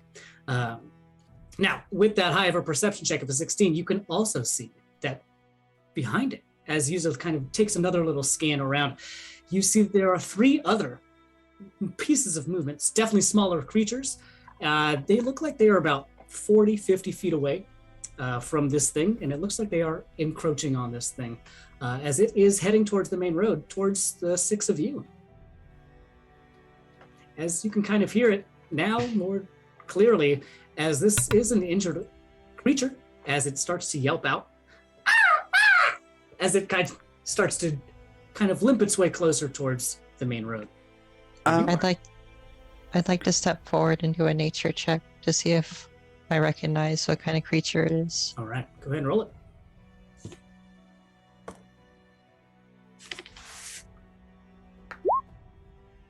Can I also do that? 9. Yes, Jinx, you definitely can. Jinx, do so with advantage as you are in your home realm of Velocity. Awesome. Oh, there it goes. Perfect. 24. Nice. Wonderful. Jinx, you are actually pretty well aware now that you can kind of see this thing and know a little bit more information. This is not a common animal. This is a hippogriff. And the hippogriffs of Elassidir are few and far between. What it's doing right here next to the main road, they're not normally right here. This seems like a confusing situation for it to be in the first place. They are not really known to be near the main road, nor are they known to be in the heart of the forest, kind of where you all are. Okay. I think Jinx will, noticing that Amira was also trying to, sort stuff out, will go over to her and, confer. I think that's a hippogriff. Isn't that kind of weird that it's here? Very. It also appears wounded, which means something is probably following it. Well, that's a scary thought. Oh yeah, there's actually at least 3. Some We need to things, help it. but they have to eat too, right? I Would- guess. Would Druidic as a language allow me to speak to these kind of creatures? Druidic is a language allow you to speak to this. You don't know off the top of your head. I don't think you've encountered one of these, but there is no better way to find out than to try. Then I'll attempt to ask it what wounded it and let it know that we are not going to hurt it in any way. Okay. As you kind of call out in Druidic, what does that look like? What does that sound like for you? I think that I would kind of stiffen up, almost like taking on the form of my tree almost. Kind of my body stiffens and just my arms move. And it'll be kind of like a gentle song almost that changes in pitch, trying to find the exact pitch of this creature until I can find one that it understands, and then kind of sing the harmony to it to ask my questions. Okay. And after a couple of seconds, you get a response, and you feel that same feeling back in yourself. And you know that this thing does actually speak Druidic, and it can understand your feelings and your thoughts. And as soon as you make contact with it, it turns its whole attention towards you, and you can just feel this cry for help. And as far as what has injured it, it doesn't know specifically, but they are right behind it. I'll kind of move out of the pose and look to the others. I believe we should help it. It seems very frightened, and whatever injured it is coming quickly behind it. Eskeen, you said you saw something as well. That I saw the kind of the look of the things coming behind it, but I did see that there were three. So, I can try and stun them. As you're having this conversation, Reverie, Amira, and Dram, you all hear a rustling in the bush as you hear a little bit of a wah! As you three of you turn around and see this little creature jump out of one of the ferns and pounce onto where this creature was standing in the undergrowth next to the road.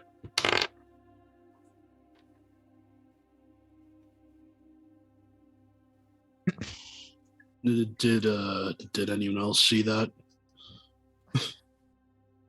I'll See turn what? towards it. It looks like our guests have made themselves known. I'll gesture for Jinx. As you see another one pounce over, and you see this third creature jump up, and now that all of you are kind of alert, you can see that these things are actively engaging at the moment. What? Huh? To buy us time, really throws her hands up, and there's a small gathering of light into a ball that bursts out into a polar light, and I will cast Hypnotic Pattern. Okay. At the same time, I'll use Forest Magic to cast Bark Skin on myself so that it does not use a spell slot. All right. I'll Great. cast invisibility on myself. Since we're doing some stuff, let's go ahead and roll initiative as well. All right. Oh, that's so bad.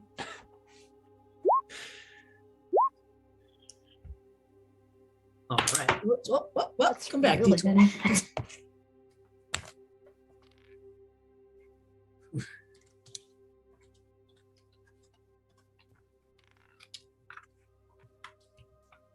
All right. So we have Ram has a 15, and we have Amira at a 14. We have Reverie with a 7. You rolled a 1 and got a 7. Oh my goodness. We have Bashkin with a 6. And we have Bruley with a 4. Wonderful. All right.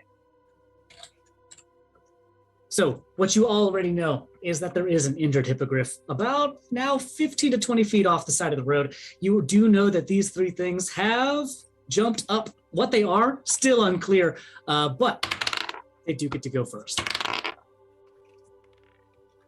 As they each make their attacks on this thing.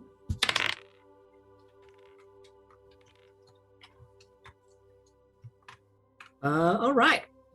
As you hear out, or you hear from underneath the, or where you were standing on the road, this hippogriff cry out at least once, as this thing has taken some damage. Let's see. Dram, you're the first to act. What do you do? Okay. I haven't described Dram yet, actually, on stream. So Yes, I'll Dram, tell us a little bit about yourself. I'll do that now. Dram is a gaunt looking figure, but he's 35. He's not it's not that old. He's large, but he's gaunt looking. And he's dressed in like furs, like winter furs, that are warm brown and tan. and very fluffy around the collar, and it's it's trimmed all with tan. And he has a hood over his head to shield himself from the sunlight. But he pulls back his hood, because in the battle you'd want to see as clearly as you can, and his hair is on the borderline between gray and white. It's sort of an intangible color, but there almost is no color to it at the same time. He's got a shovel and a rapier on his back next to each other, and he pulls the rapier out as these things start attacking the hippogriff. Okay. Any ideas?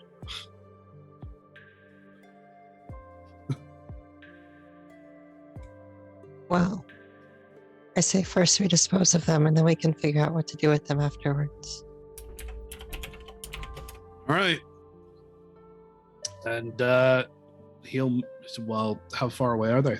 Because he'll move towards this pack of creatures. So right now you are on the main road. They are about 15 to 20 feet into the undergrowth. That undergrowth, however, is difficult terrain. So Gotcha. I'll move 30 feet, so 20 to get there, and then difficult terrain cuts movement in half. Yep.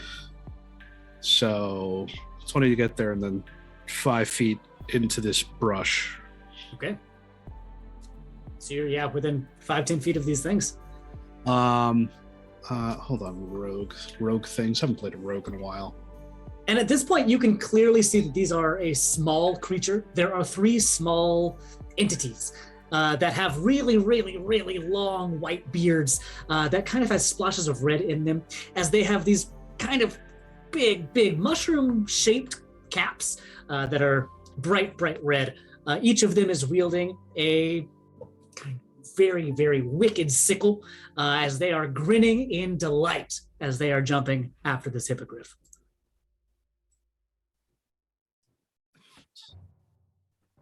Yeah, they seem nice. Cutting action. As a bonus action, you can dash, disengage, or hide. So if I dash with a bonus action, that gives me my movement again, right? Yes. Yeah. No, again. That's using your bonus action for do a dash, and then you could use it as a movement. Yep. Yeah. Absolutely. So 5 feet into the brush, and then that gives me another 15 feet to move further into the brush. Mhm. Am I in there near him? Oh yeah, you are definitely close enough to do something in melee if you would need to. Alrighty, then I guess I will. I'll attack. I don't have any fancy maneuvers or anything, so. Yeah, so all 3 of these things are distracted. Some of them you see have clearly missed their attacks, and some of them have hit their attacks on this hippogriff. That looks like it has kind of been limping a little bit more than it just was. So go ahead and roll it. And if you're attacking. With you in a second. Oh, no worries. No. Sorry, 21. 21. That's going to hit for sure. All right, and then I have no allies near any of these things, so just normal damage. Oh, I keep forgetting I have to click the rapier. Okay, 4 damage. Okay, all right. That's not nothing. It's not nothing, but it's close. It's real close. That's my move, my bonus action, my action. So that's my turn. Okay, excellent. Let's see. Amira, you're up next. What do you do? I extend my tattooed left hand out towards one of the creatures that I can see, and I will whisper something dark in Sylvan as parasites start to grow out of their flesh and muscle from beneath as I cast Infestation. Hell yeah. All right, great. Do I need to save against that? Oh my goodness, that's It is a Constitution saving throw. Wonderful. For all 3 of them, or is it just one creature? Just one. Okay. Oh, that's not going to make it. That's not going to do it. That's an 11. Okay. Yeah, they need to hit a 13. Yep. So they're going to take 2d8 2d6. That was close. Of damage, of necrotic damage. Okay. So 3 total necrotic 3 total damage. All right. And they'll also be forced to move. If Roll20 will roll for me. 5 feet to the south. Okay.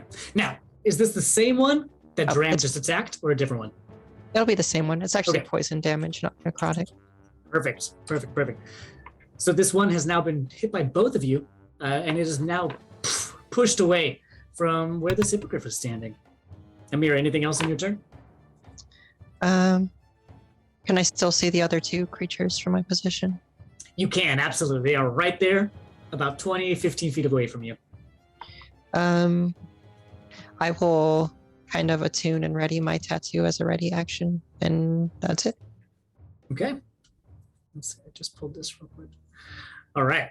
Excellent. Now, these things are kind of covered a little bit, so their AC is a little bit higher than it should be, but you're fine with that.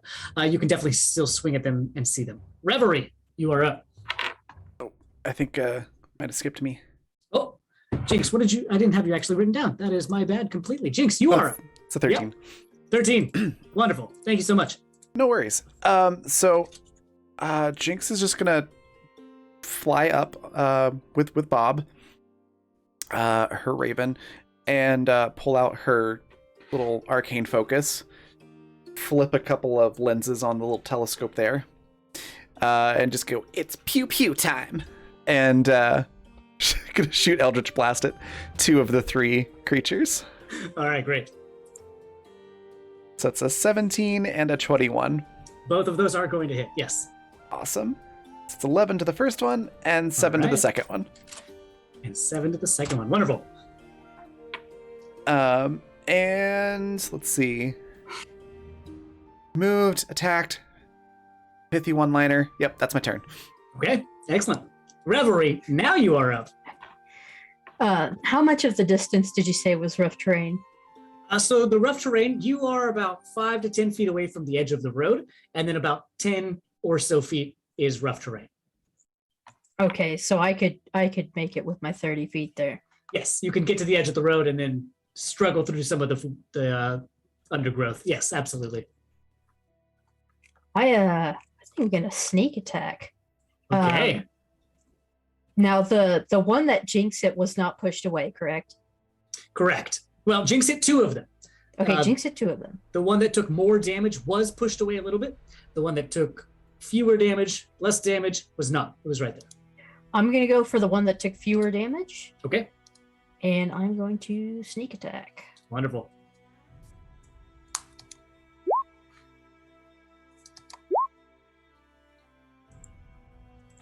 Is that a 13? That's Yes. going to do it. That's going to hit. So much damage. I know. That's amazing. It's going to be a doozy. Sneak attack is broken, and I'm okay with that because so is the way the dice treat me. Hey, don't worry. One day it'll flip around. Right? Right? All right. So you dealt, what was that, 25 total damage? Yikerinos. Good job. And Reverie looks very proud of that too. Oh, man. This little dude looks straight at you and goes, "What the fuck?" It just looks up.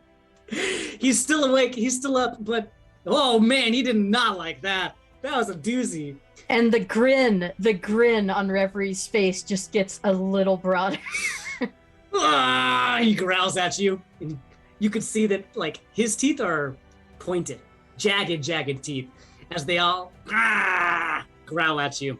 Baskin, you're up. Now, these frightening little things, do I recognize what they are? You can make a nature check and find out, Sure. or an arcana Sure. check. I'd give you either. I mean, they're both hot something not good. So Well- we'll give the nature a shot. All right. 14.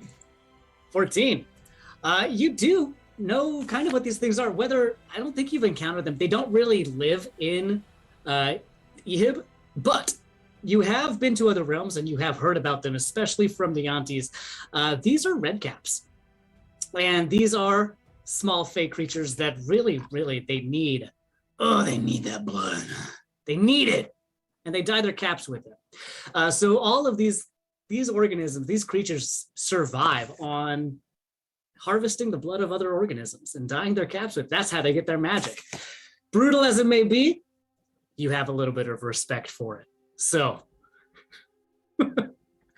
you are up. What do you do? Okay, so the one that is currently becoming very familiar with the end of Reverie's rapier. Baskian will start running in that direction, and then coming up on this 10 feet of rough terrain, instead of braving it, will leap, and the little almost vestigial wings on the back will flutter and kind of keep him going for just a little bit, just long enough for him to try to plant his foot square in the forehead of that red cap. All right. And if it's possible, I would like to try to attack non-lethally. Yeah, absolutely. That is always an option. Yes. Okay, cool. So that is a 23 on that first That's gonna strike. hit though, huh? Yep. Yeah. That's gonna be 5 damage. All right. As you bounce off this forehead of this guy, his head's hard. And you've bounced off a lot of heads in your life. And this was a tough one. This one, you can tell, might not be a lot going on in there, but it's tough as hell. He kind of looks at you and goes, "Ugh. Ah, man, oh man." But he's still up. He's still kicking. Okay, cool then. In that case, Baskian will stop flying and will come down and try to grab the thing's ears and headbutt it. Hell yeah. Okay, on the do way it. down. Let's see how this goes. 26, That's, yep, still gonna hit. and that's gonna be 8 damage right there. Okay. As you float down, just look this thing right in the eyes and slam your forehead into its forehead. It's like running your face into a brick. And it doesn't feel great. But as you recoil and you look back at this thing, you can see that it lolls off. And this thing is unconscious in your arms. Cool. Then I will cast it to the side. Okay. And there's there are no more within melee range, right? Oh, there's one more within melee range. There's one Oh, if more there's about 5 one- feet away. Yeah. Oh, if there's one right more next to melee you. range. Yeah. Oh, then yeah. Let's just go ahead Yeah, and It's right there. like throw him down and bring an elbow over into this other guy. Yeah, absolutely. You're done with this one. Who cares? Yep. Another 21. The dice are hot tonight. Oh, good job. That's All gonna right, hit and still. It's gonna be another 8 damage. Wonderful. This is the first damage that this one has taken. Excellent. All right. Baskin, anything else before we move on? That is gonna be it. That's Okay. A full turn. All right. Excellent. Next up, really, one of these things has got knocked out. Baskin flew in there, smashed its face with its face. 2 more are still up. The hippogriff is still up, but it's not looking so great. What do you do? Yeah. I can't do hypnotic pattern now. So there's still 2 that are up, and they look like they're in relatively good shape. Relatively good shape, yeah. Okay. Looking up above me and around, I'm looking for a branch, possibly with a bird's nest or some other kind of nest, Okay. that is kind of high up in the air and would be difficult to get down from. All right. See Yeah, anything there's like that? there's a lot of trees up there with specifically a bird's nest in there. Go ahead and make an investigation check to see if you can spot a bird's nest in this really, really quick moment. It doesn't have to be a bird's nest, All but, right. you know. There's a Well, lot I'll of do- branches that are what you're looking for, but if you're looking for like a specific style of branch or something. Yeah, that was more for flavor. I just want Okay, a great, branch yeah. that No, is yeah, isolated. There's a lot and of branches for sure. maybe 90 feet up, isolated, difficult to get down from. Yep. Cool. These trees are big and they are everywhere. So yes, absolutely. On average, these trees are like 100 feet tall. So there's some taller, some smaller, but there's always branches up there. Okay, yeah. So I pick one thick branch that's kind of sticking out over the trail, about 80 or 90 feet above us. Okay. And I'm going to start singing my Selkie song, which, as we talked about on the session 0, it's an Aquan, but those who can understand it, it is very much a horror story about something that lives in the deep below. It's kind of unclear if you don't have context as to what that is. But as I start singing that, I'm going to turn towards the red cap that looks the least damaged, and hold my hands out and swirl energy around, and a burst of ice and fog swirl around the red cap as I cast Vortex Warp. Right. And with my Selkie song, I'm going to check. It's 1d6 at level 5. Use my Black Feather Guild die for this. I guess I can roll it in here. It'll be -5 off of the saving throw. Okay. All right. Okay. This, I think it's a Constitution. Constitution saving throw. Well, Yep. here's what I'm gonna do. Con save DC 16 -5. Wow, that sounds tough. I'm gonna go ahead and use that advantage that was granted to me earlier, and I'm gonna see if this doesn't happen. Okay. That's a natural 20 that I did just get. Here it is. By the way, I roll fake real die. Here, it's a 20. There it is. For a total of what though? Because For a it's total -5. Oh, hey, that's fair. Hey, fair, and valid. Let's see, for a total of 19, because I do have a +4 Okay. on Constitution. As I see know. that he's about to avoid this spell, I'm going to grab a little shard of ice out of the air and throw it and use silvery barbs as a reaction to force him Yes! to re-roll and take the lower roll. Oh man, that's really good. That's going to be an 11 now instead. Okay. Hey, you win. So that swirl of fog and ice engulfs him and disappears, and he reappears in a puff of ice and fog up on that branch. Okay. As he, this guy felt good. Oh, he felt so good. But and then he's up in the tree again, surrounded by this ice, and just completely disoriented as he appears somewhere else. Wonderful. That's everything I have. Okay, great. Is he in the tree or is he floating above and falling currently? No, he is. I can't drop him. Okay, which okay. Would make this an overpowered I was spell. gonna say, take 90 feet fall damage. Okay, he's up in the tree. It has to be on a surface, so I put him on that branch that is 90 feet up and difficult to get down from. So Perfect. Hey, that's great. You have one more red cap now to deal with.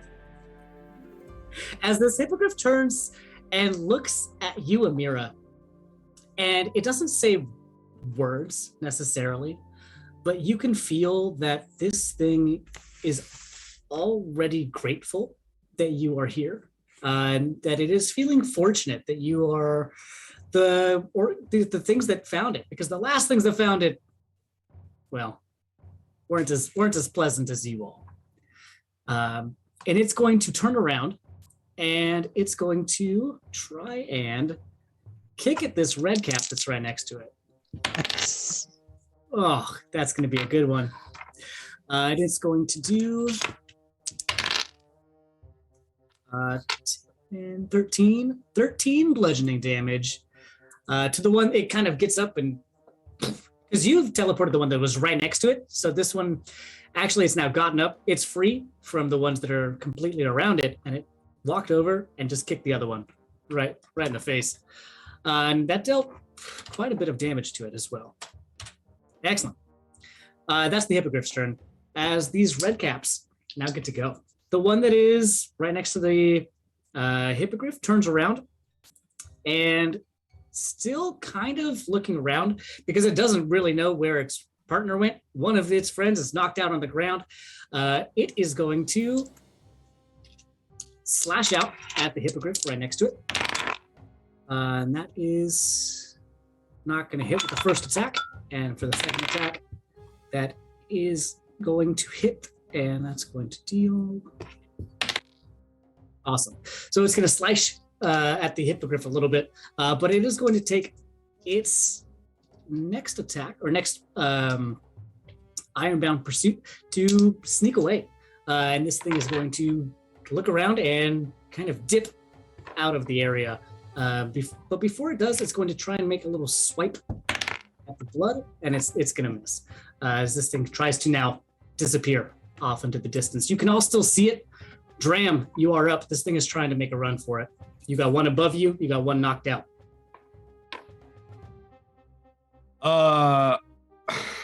Okay. Dram will follow this thing that is now trying to escape. And he'll use his action to shove the red cap. Okay, awesome. Let's then make a strength contest and see what happens. Athletics, right? Yeah, athletics or athletics. Let's do that one. Acrobatics wouldn't really fit in this. Yeah. So this is.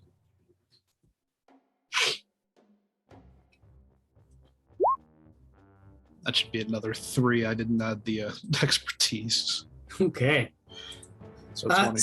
So 20, even with that strong of a push, you get right up next to this thing after a little bit of maneuvering around the bushes and push this thing, but it's incredibly sturdy and it kind of bends with your push and it does not fall to the ground. I got a 21. So What? I know. This thing's still cruising. Drama shoves this thing. Is immediately shocked that it doesn't fall over. He's like, They're small but stout. I've really let my strength get away from me.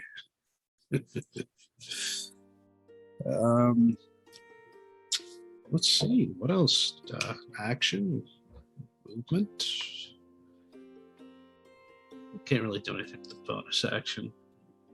I guess just circle around to be in front of it. I don't know. Sure. Yeah, you can spin some movement getting in front of it. This thing is a small creature, so you can just move faster than it, especially in this undergrowth. Yeah. So I'll get in front of it to, like, I guess, entrap it. Okay. Don't run. You get in front of it and just growls at you, trying to be intimidating. As this thing comes up to roughly about your knee or waist. Yeah. You know, Dram ain't looking so miserable. This battle has distracted him for a moment. Amira, what do you do? You see Dram has now followed this thing. They're about 20 feet away from you, or about where you were. You see that Ruli has vanished one of them up into the treetops, and that Bashkin has crashed his face into another one that is currently passed out on the ground. Okay. So Dram, you and the other one are kind of just contesting of wills right now. I think that I would extend out my barked right hand, the claw one, and cast Chill Touch. It would kind of extend as a ghostly kind of hand made of frost, as I attempt to kind of pin the red cap to the tree closest to it and inflict necrotic damage upon it. Okay, excellent. Let's see. Oh, didn't roll for me.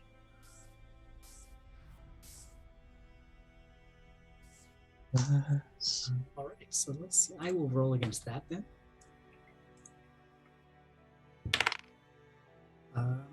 What save is this? This is a. I have to roll for it. It just didn't Oh, you do have the to roll roll for it. for me. Wonderful, Yeah. wonderful, wonderful. I'm just trying to get my modifier put up with it.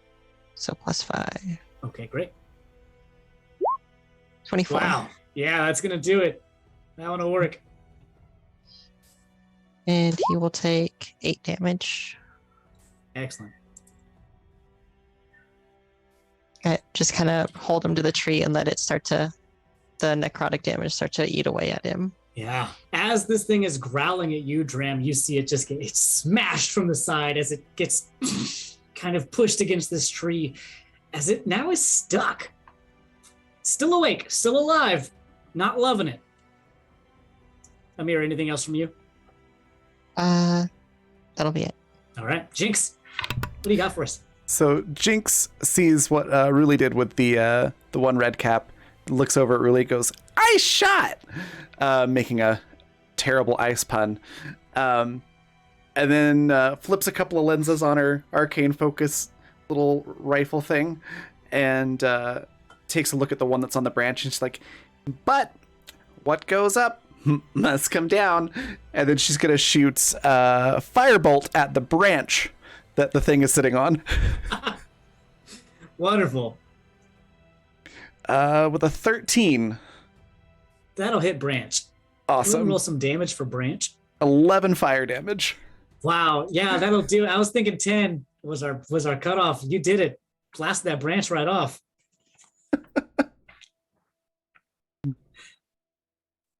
Okay, great. So as this thing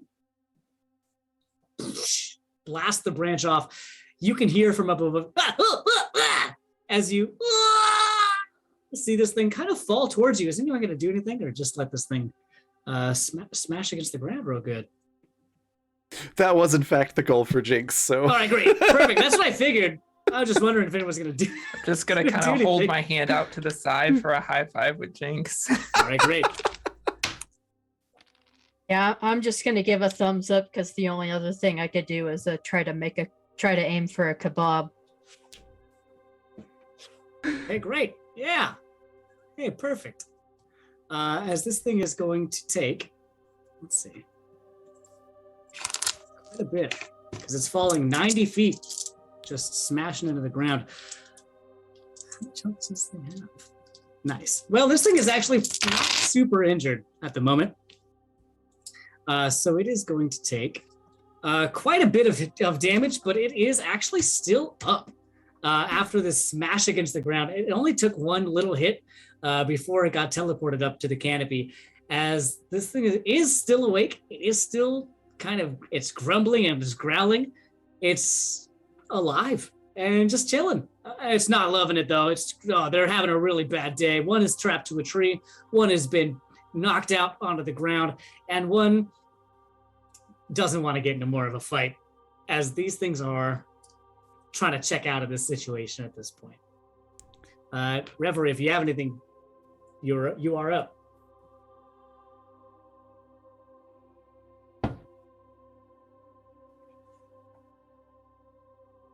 Well, it seems pretty clear now that where we don't mind killing the red caps. So how close am I to the one that just fell from a great height? You are within 15 or 20 feet. You got to come back out of the bush a little bit, but it's kind of right in the side of the road, a little bit off to the edge, but it's pretty close. You could definitely make it there. So I could move and strike with a rapier. You absolutely can. Awesome. Gonna struggle through the underbrush a bit, but once I'm out of that, I'm gonna make it look graceful. Try to make up for that struggling through the underbrush. There's that. Yeah, that'll hit.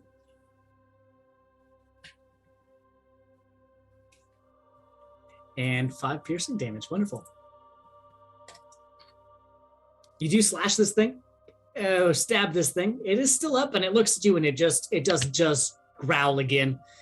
This thing is still up. It's not having a good day. It doesn't look like it's doing very well. It's definitely bloodied. It's definitely not having.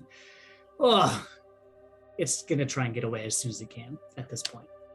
But before it does, Baskin, what do you got for us? Oh yeah, well, nothing except for some good old-fashioned violence. Okay, great. Yeah, so Baskin is going to, seeing, this is like, well, this is gonna go the same way that last time did. Baskin is going to jump and try to put a foot into this thing's like ribs pretty good. And I think with this you'll see a little bit of thunder starting, or a little bit of lightning starting to crackle along it. And there we go, 15. Yep, that'll hit. Alrighty. And that is that's gonna be 10 non-lethal lightning damage. And this was to which one? This was to the one that was being attacked by Emily. All right. So the one that had fallen from the tree? Yeah. As you kick this one right in the face with your lightning foot, it also, as it's growling at Revelry, trying to be the most intimidating small creature that it definitely can be, gets smashed in the side of the head as it crumples onto the ground. This one is also knocked out. I think Baskin will give a resounding booyah. And the other one is where? The other one is currently about 15 feet away from you. It's right next to Dram. Dram is kind of like blocking it off at the moment. So it's right next to Dram, like right next to Dram. It's about 15, 20 feet away from you. Okay. Is it on the other? Is Dram on the other side of it, or yeah? Dram what's the position? So it's Dram, and then this thing, and then about 10, 15 feet, and then the road, and then you are in the road. Okay. In that case, I will use the rest of my movement to try to quickly and as gracefully as I can in this undergrowth jog to the side, 10 feet or so, just so Dram isn't exactly in the line. And as I've been walking, there's been a small sparks going behind each of the steps, and then we'll just loose a bolt of lightning in a 30-foot line for the breath of the dragon, and that is a DC 13 dexterity save. Oh, okay, all right. So the red caps actually have almost 7 points of damage if they fail. Yeah, wow, that's not going to do it. That's going to be a 3. Does 3 make it? 3 is not going to make it. Damn, I really thought maybe. Yeah, so that's going to be another 7 lightning damage. All right, great. And that is Baskin's turn. All right. Really? 1 of these is knocked out. 2 of these knocked out. 3 of these almost, not looking so hot. It's right in front of Dram. It's been kicked and definitely pummeled by Baskin. Still up though. What do you do? I am going to, because I don't think I can heal. Do I have any healing? I do not. So I'm going to step forward and pulling seawater out of my sealskin cloak in a very much like waterbender style. I'm going to try to non-lethally hit it with my water whip. Okay. So whipping that around. First one. 17 to hit. That'll do it. It's 4. That should be 4 bludgeoning and 4 cold. Okay. And 4 cold? That's 8 total? Yes. Perfect. As you slap this thing with your water whip, it doesn't even get a chance to respond as it just crumples into the forest floor. As these 3 redcaps have been taken care of, this hippogriff kind of calls out to you all and starts to stumble out of the forest floor itself, falling back kind of collapsing onto itself as it makes its way into the main road. As the 6 of you are now with your 3 unconscious redcaps, with this injured hippogriff on the way up the main road. I have What an do you do? important question. Yes, I have an important answer. Would Jinx know what red caps are exactly? Jinx, you would know they are fairly common here in the forest. In fact, they are kind of the pest of Elasivir. Anytime that anybody gets injured ever, red caps do show up. Okay. Anytime you bleed, red caps know about it, and they will make a fuss about it because, well, they have to. So especially here in Elasivir, if you Okay. get injured outside in the wild, you're gonna probably encounter some red caps. Yes. Okay, and just to make sure, because I know like the folklore around red caps Mhm. in D&D, they are not like actually vampires or undead or anything like that. They're just people that like creatures that like blood, right? Well, they are not undead, if that is the thing that you are asking. Mhm. They are a fey creature, but they still do require the sustenance. They are more of parasites than anything else. They do require the sustenance and the nutrients from other organisms. They don't survive without the blood, right? If they don't have their blood, they do not exist any longer. But they're still a fey creature, right? So they're not an undead thing. They're not a vampire necessarily, but they do require the sustenance of Okay. The other organisms. They are a parasite more than anything else. the undead part is the important part for Jinx because Yes. of her particular patron. So that was going to decide if she just like finish them off or Mhm. let them be unconscious. Yeah, they're more like mosquitoes or ticks or something that you definitely don't love, but it is a naturally occurring thing, and like you can understand where they're coming from, I guess. They Yeah. have to do their thing, even though it sucks. Right. So that's kind of where they're at. All right, then yeah, she'll just be like, red caps. Ugh. They're so mean. And they are pests, right? They do definitely exist frequently here in specifically Elastigir. And Jinx, they are so annoying. Amira, if you could help the hippogriff, if you could heal them, I can wash away the blood so we don't have any other problems. I'll Yeah, there nod isn't- and Sorry. Yeah, there is an open wound on this hippogriff. That's true. I'll nod and walk closer to kind of inspect it and see what's all going on. Yeah, make a medicine check for me.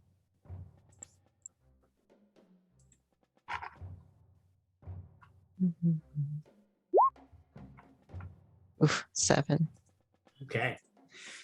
I mean, it's pretty clear that there is several injuries on the back flanks of this hippogriff. It looks like there's one that's a really, really bad gash that you don't need to be a doctor to know that that's a bad one. It's pretty deep. You can see that there is some gnarly stuff happening in there. There's other slighter, smaller cuts and slashes that look like maybe they just did appear. But there is a fairly deep cut. As far as if there's anything else, you don't know for sure. But there's definitely an open wound right in the rear flank of this hippogriff. I will go ahead and let me see which spell here. I will kneel down beside it, and as I'm kneeling down, I will subtly fill a vial from my burglar's pack with a bit of its blood. Okay, make a stealth check or sleight of hand check for that one. Hey, by the way, trying to steal blood from this hippogriff? If you're trying to be sneaky about it, that is. If you're just like blatantly doing it, that's a different story. Sorry, everything froze up for me. Okay. If you're are you trying to be sneaky about taking this hippogriff's blood, or are you trying to just take this hippogriff's blood and whatever? We were just in combat, which means my spores would kind of be moving. I guess I would just do it like whatever. All right, great. Then you don't need to roll anything. You can do it. As you do, though, you feel the hippogriff kind of not talk to you because it doesn't speak the same language as you do, but it does speak Druidic, and you can still feel that it is now, while thankful that you have saved it from Redcap danger, it is now also very confused and kind of concerned that maybe it put itself into more danger than it really bargained for. Why do you need blood from me? Hello? Is a question that you are hearing now from this thing. It kind of is a little bit taken aback from you. It doesn't quite know how to respond to my people that have helped me have now tried to drain me of my sustenance, my blood. What are you, red caps? I'll kind of glance at the others who are doing their thing and then look back at the hippogriff. Equivalent exchange, no. It's been done many times. I'll kind of tuck the vial away. Okay. For a moment, give it a meaningful look. Okay, make a persuasion check just to see how this thing kind of vibes with that whole decision that you've just done. 8. All right, great. It doesn't really respond so much as it just kind of looks at you and doesn't really say much of anything. It doesn't deny you access, but it does not say, yes, I agree. So it's a little bit unnerved, but it's better than being eaten by a red cap. So you're in the clear, I guess, right now. You have made this thing not like super happy that it's been found by you, though. I'll kind of shift a little bit so my spores kind of ruffle out of my hair, and I'll slowly stand up as I say that healing word, and kind of just give them a meaningful look as they're laying there. All right. Let's see. So regain 1 d4 plus 5, 7 points of health back. All right, awesome. So it doesn't bring it up to full health, but it definitely, you could see, closes up that wound a little bit. There's still definitely, it did take some damage, but right now it is feeling definitely better than it just did. It looks like the red cap seriously got the back part of it, or at least something did, and the red caps are following that. That part is still a little bit of a mystery to you. What it's doing here is still a little bit of a question as well. Is it no longer actively bleeding? It is no longer actively bleeding, though. Okay. No, that part has come to an end. We have kind of solved the injury itself. There's still kind of, the remnants of injury. Okay. Then I can help with clearing away the blood. But before I do that, very specific question, because Selkies have a very specific qualifier for the animals they can speak to. Okay. Would you consider this an air-breathing mammal with a swim speed? An air-breathing mammal with a swim speed? No. Yes. That is not what this thing is. Okay. I'm going to ask that a lot during this campaign. So this just is an be important prepared. question that I'm going to be very much aware of at this point forward. It is a feature of my Hippogriff race. is not that. Yeah. Uh-huh. Good to know, though, that's going to happen. Yeah. So really lifts her arms up in the air as she sings a few kind of mournful notes, and she brings her arms back down, and it just starts pouring rain. And I'm going to use that to clear away the blood. I mean, it soaks everyone else, but there's nothing wrong with. How big of a radius is that? I think it's 30. Again, 30-foot cube. Okay, so on top of everybody, it does start raining. If you want to get out of the rain, you can do it. There is an exit. Oh yeah. You don't have to stay here. Jinx promptly gets out of the rain. Perfect. This hippogriff, however, is very, very pleased with this. It does spend the majority of its time. How long does this last, by the way, really? I think it's specifically, I think 10 gallons. So it's however long 10 gallons will fall in a 30-foot cube. Okay. If you want to do the math. Let's say it's a light rain. And it takes a little bit of time. Let's do a gallon per minute. Is that slow? I feel like that might be slow. I've No taken a idea. shower before.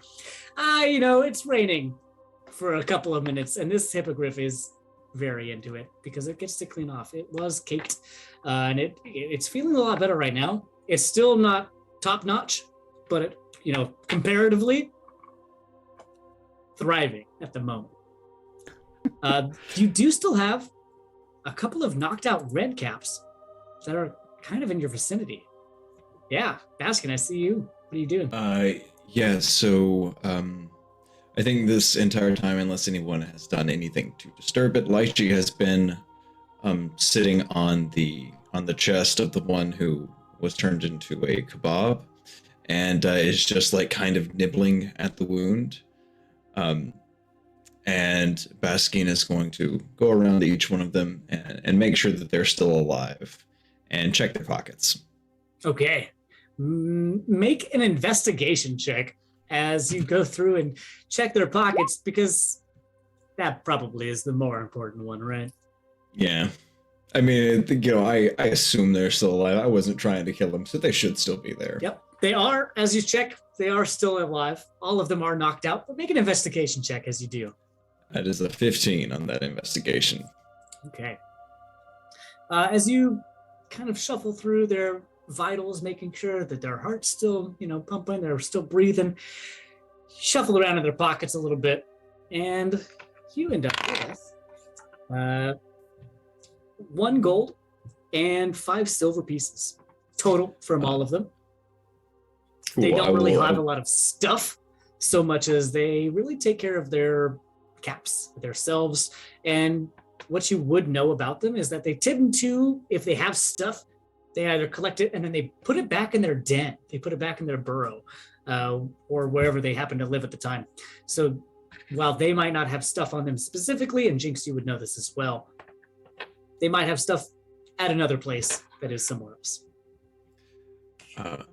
Baskin will leave each one of them with 1 silver, and will open up his book from the aunties, and in the back of it there's just a page that never seems to run out of these, but it's just like pre-punched paper. It almost looks like large stamps, and it says, "You just got your ass kicked, courtesy of Baskin." Rip out one and tuck it in their weird little grimy pants, and we'll go, I think they'll be okay. Their pride is probably hurt. Would you please don't eat his heart, just a nibble.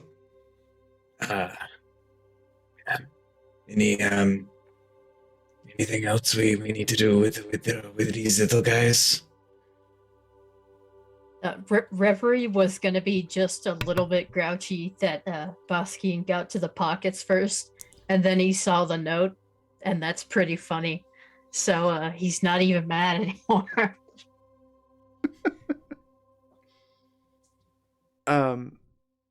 Hippogriffs, can they fly? Like, are they big enough to carry people flying? They are big enough to carry a person or a creature if they are comfortable doing so. So they are able to if they want to. Jinx won't make a lot of it, but might just mention like, hey, if we need to get to a floaty island, maybe we made a friend that could help us. What language are you saying this in? Oh, I'm just speaking to the group. The only ones that I know are Common, Elvish, and Sylvan. Okay. I'm not sure. She might try Sylvan just for kicks and giggles to see if it understands. Sure. Are you saying that same question, or are you just seeing if it understands Sylvan? Same questions. Like we might need to go somewhere up high. Would you be willing to help us, or get others to help us? Yeah. And as you start to converse with it, it does understand Sylvan. Oh, cool. And it kind of looks at you and responds, not necessarily in ways. It can't respond back so much as it does acknowledge that you have said something and understand the terms that you are using. Go ahead and roll a persuasion check for me. All right. It's a 17. A 17. Well, this thing it might be still a little bit uncomfortable, and it looks back over at Amira, a little side-eyed. Ooh, can I try to comfort it about that? Because Next to blood. Sure. it wasn't hidden. I want to roll deception to Okay. be like, oh, it was it's for like, to make sure you're not sick or anything. Okay. You could try and do that. Sure. Roll a Can I deception check. assist? How are I you am assisting? very proficient in both deception and persuasion. So, Okay. yeah, I'll say the same thing in Sylvan, since now I know that this creature must be able to swim because it can understand me. I will also converse with it in Sylvan. Okay. Yeah, telling you, yeah, she's like our doctor almost. She helps heal us in that, and sometimes she just needs a sample. So just trust her. That's what we do. I mean, she only occasionally digs up graves, but it's okay. Okay. Well, with those rolls, yeah, it kind of looks at you, and while it doesn't officially say anything because it just simply can't respond in the way, you get the acknowledgement that it is thankful incredibly for your help, and that it has now understood a little bit more about why its blood has been taken, because you really do care about this thing. And if you need help and it's available, it might be able to make that happen. Now, the last thing it does before it kind of wanders off into the forest is jinx to you, and really it walks up to you as well, and it gives each of you a feather. It plucks out a feather from one of its wings, and it delivers to each of you a bright red hippogriff feather. Thank you. And so, without saying words necessarily, you know that should you need its help, it will respond. Just throw that feather up, and it will know where you are. It might take a little bit, but that is how to summon your hippogriff friend. That's cool.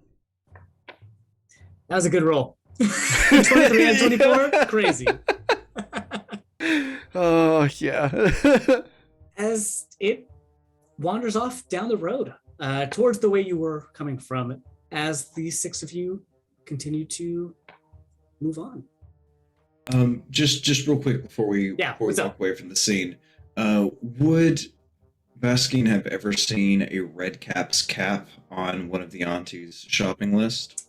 Ooh, would you have seen that?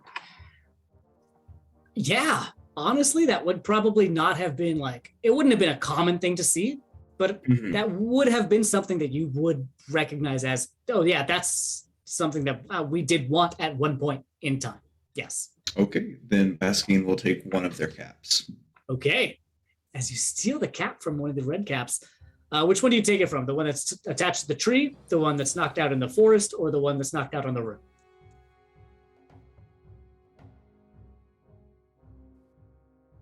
Oh, we lost him. Oh no. Oh no. We were doing so good. Oh, wait. He's really contemplating. He is thinking about this. This is a tough one. That's a good shot to be screen frozen on though. Mhm. Zan definitely looks very contemplative. Well, There we go. Oh, hey, there he is.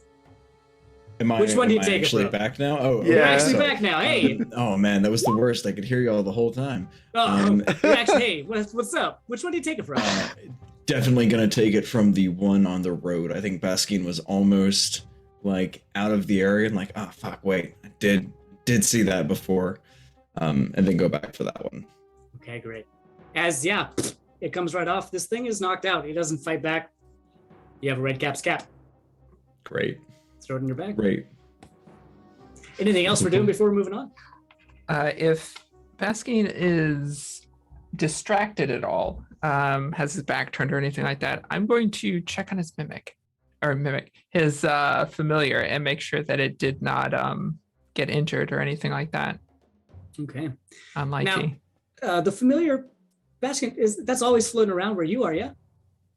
Generally, I did leave him behind in the city for a bit to control the mice population or the small dog population. Either or. Yeah. And Lychee is his name, correct?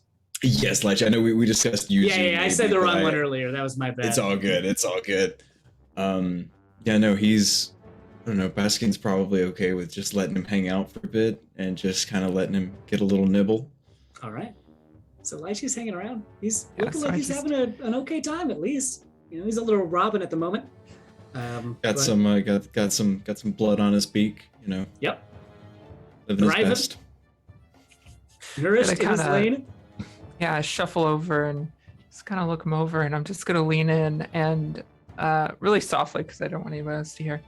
You know that the contract is 2 ways. If you ever done with this, you can choose to go.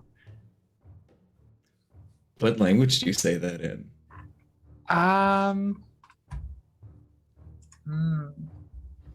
Probably Sylvan, because I doubt your familiar knows Aquan. I'm trying to do it softly. It will look at you blankly. That's okay. I'm assuming Lychee does not have the swim speed. Not right now. He's a Robin. We're have to flexible check. about animal forms here. You get check Yeah, back you know, in next whatever. time. Yeah, I'll say that and kind of check Lychee over for a second and then kind of shuffle back, trying not to be seen. As the 6 of you gather the stuff that you need from this encounter that you just had in the middle of the Elastidir forest, as you continue your way down the main road down to Hunero's Hearth, it takes you a couple of hours, and well, right here is where we are going to put it on pause for tonight. So when we come back next week, we will be investigating Hunero's Hearth, looking at the hub of the Elastidir forest, and maybe a little bit else of what happens at some pixie cities, some sprite cities. I'm going to mix that up a couple of times. That's It's okay. okay. I'm probably gonna do the same thing. Yeah, it happens. Some sprite cities, or some other cities. We'll see what happens next week. But I think right now is a great place that we can put it on pause. I agree. It could be worse. At least we're not, mixing it up like, a 7-Up city or something like that. That's true. That's true. The Sprite City of Sierra Mist. Oh boy, no, I didn't do that. Don't worry. I can though. I can change it if you. It's a missed opportunity. Ugh, okay. I see what you did okay. there. Missed opportunity. All right. It is funny because I do have the spell, what is it called? Misty Step. So that's just fantastic. Anyways, we're going to go on a raid here in just a minute. But before we do, I want to give everybody a chance to say what their favorite part was, where we can find them next, and anything they'd like to share or plug. And we'll go reverse order from how we started. So we'll start with Andrew. All right. Oh, hey, I'm Andrew Martinez. I'm Martinez Streams on Twitch. I'm Martinez Tweets on Twitter. I do a lot of my own noun and then my own verb that I do. I do a lot of variety streams. I play games. I do science. I do education stuff. I do TTRPGs. I do a lot of other things, reading books. Hey, a lot of stuff. Follow me if you like fun stuff. We have a Discord, that stuff. During the daytime, I'm a science teacher. I teach middle school and high school. During the nighttime, we do fun stuff like this. So come check us out. We have a lot of stuff that we have going on at the same time. Who's next? Awesome. Oh, my favorite part. Hey, Yeah. I really, really liked Bruce. The graveyard scene was really, really fun for me. Please, let's see Bruce back at some sure. point. For sure. Awesome. Next, we've got Anna. What was your favorite part? Where can folks find you? Anything you want to share or plug? Yeah, that's me. Favorite part, I think, was that we got official badges rings from the king, and the first thing anybody in our party did was grave rob.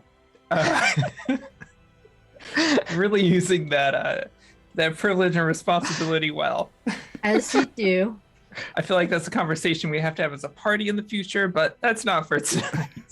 But yeah, I'm Anna, aka Archival Dust Bunny most places on the internet, queer and trans advocate, museum worker, and TTRPG streamer. If any of that sounds interesting, you can find me on Twitter at Archival Dust Bun. You can find me streaming TTRPGs all over the place. I have a bunch of projects coming up, but the ones I can talk about tonight, tomorrow night, you can find me on Weave the Tale playing RuneQuest. We're doing a one-shot with that. And then if podcasts are more your thing, if sci-fi, giant mech battles, space is more your thing, you can find me in Response Team Omnicron, a Lancer actual play podcast following a PR team that finds itself unexpectedly on the front lines in the No Room for a Wallflower adventure setting. We are a handful of episodes in, and the story is just now getting good. You can find that anywhere you normally get podcasts. Yeah, that's everything that I can talk about right now as far as projects. But the best place to see where and when I'm streaming is on Twitter. So give me a follow there. Awesome. Next, let's hop over to M. What was your favorite part? Where can folks find you? And anything you'd like to share or plug? I'm not gonna lie. I think my favorite part was also Bruce. Bruce and the dang ice puns. I can't even with the puns. Because that's the level that my humor is at. You can find me at Timberdoodle at Timberdoodles on Twitter. I do a lot of art. I post there. I rant a little bit. That's about it. I'm in another game coming up on Friday. That should be fun. This was a lot of fun, and I am looking forward to next Tuesday. Awesome. Next, we've got Par. Favorite part? Where can folks find you? Anything you want to share or plug?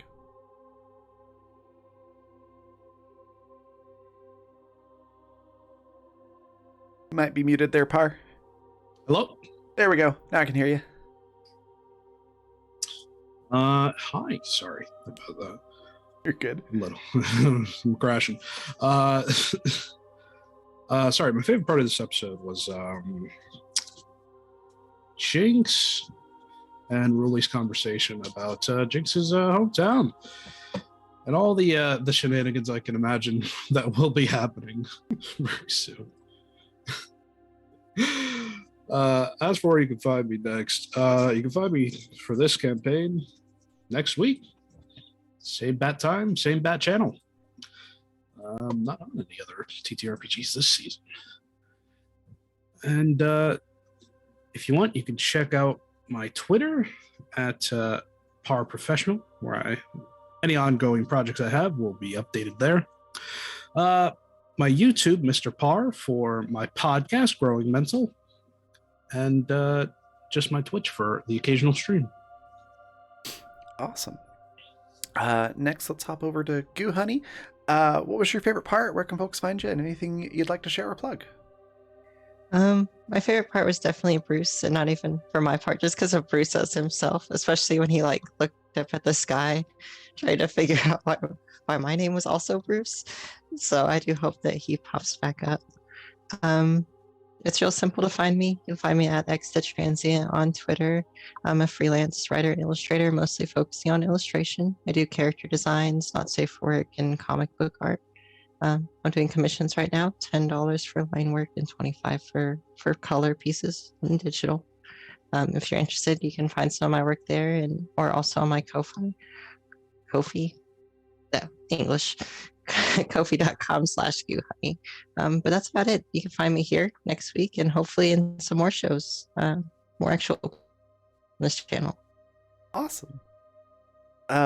Next we've got Zan. What was your favorite part? Where can folks find you? And anything you want to share or plug? Yeah, well, so this is normally the other most stressful part of the show, where I have to wait in horror and make sure that everyone else doesn't go for my favorite parts, because I have to have something original. And I'm actually surprised that so I actually have two, and both of them went unnamed, so all of the goodness goes to me. One was just the absolute out of nowhere move that Amira pulled with getting the blood. I did not expect that. That was awesome. Here for that kind of creepy. Also, I just really loved seeing our DM getting into the characters and like giving everybody just such a vibrant life. I thought that was just a really wonderful time to watch. And yeah, I guess I'm Zan. I do really cool tabletop stuff with some really cool people and some really cool places. Right now, the only consistent place that you'll find me is here on Tuesdays. I've lightened my load a little bit recently. Yeah, I'm still pretty actively looking into tabletop game use in therapeutic practice, and so I post about that sometimes when I find something real cool. And first time I'm mentioning it, I have gotten clearance to mention that I am part of the cast in my first professional audio work, voiceover work. So check out the Faustian Nonsense Network and follow Super Suits and all of their other stuff. Super Suits should be coming out here in a couple of months. I will be playing a real cool little supporting character in this world of superheroes and the lawyers who represent them. I can't say too much, but I'm pretty sure I'm gonna be somebody who's a little cold-blooded. Yeah, so that is my whole thing. You should definitely check that out, and I'll be posting more about that when I can. Oh, that's so awesome! Congratulations. That's fantastic. I'm so happy to hear that. That just leaves me. My favorite part. I had so many. The whole session was so much fun. But definitely one that hasn't been mentioned yet that I enjoyed was like Oberon on way too much caffeine. I loved that so much.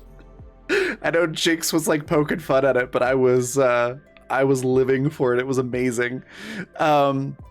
So I really enjoyed that, and then I'm really enjoying like the dynamic between Jinx and Ruli with like the teamwork and like the combo that we got to do in combat. That was a lot of fun. I'm excited to see how that develops, and then yeah, everybody did such a good job with your characters. It was so much fun. Where you can find me next will be Friday at noon Mountain Time over on our YouTube channel. Just search for Black Feather Guild on YouTube and you'll find us there, where we're going to be doing an Avatar: The Last Airbender game. So we're doing a campaign that's called Before the Ice Melted. So we're about, I think, 10-ish years before the events of the show.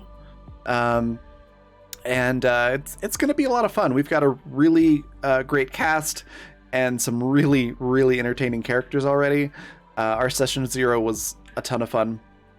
So definitely come check that out. And then same day, Friday at 6 p.m. Mountain Time over on YouTube as well. We'll have Welcome to Madison, the number 2. A second campaign of Welcome to Madison, which is a surreal horror game running on Fundamental RPG. And then Saturday back here on Twitch for more Animus Absentis, where we'll be starting up season 5 of that after our season break. So that is going to be very exciting.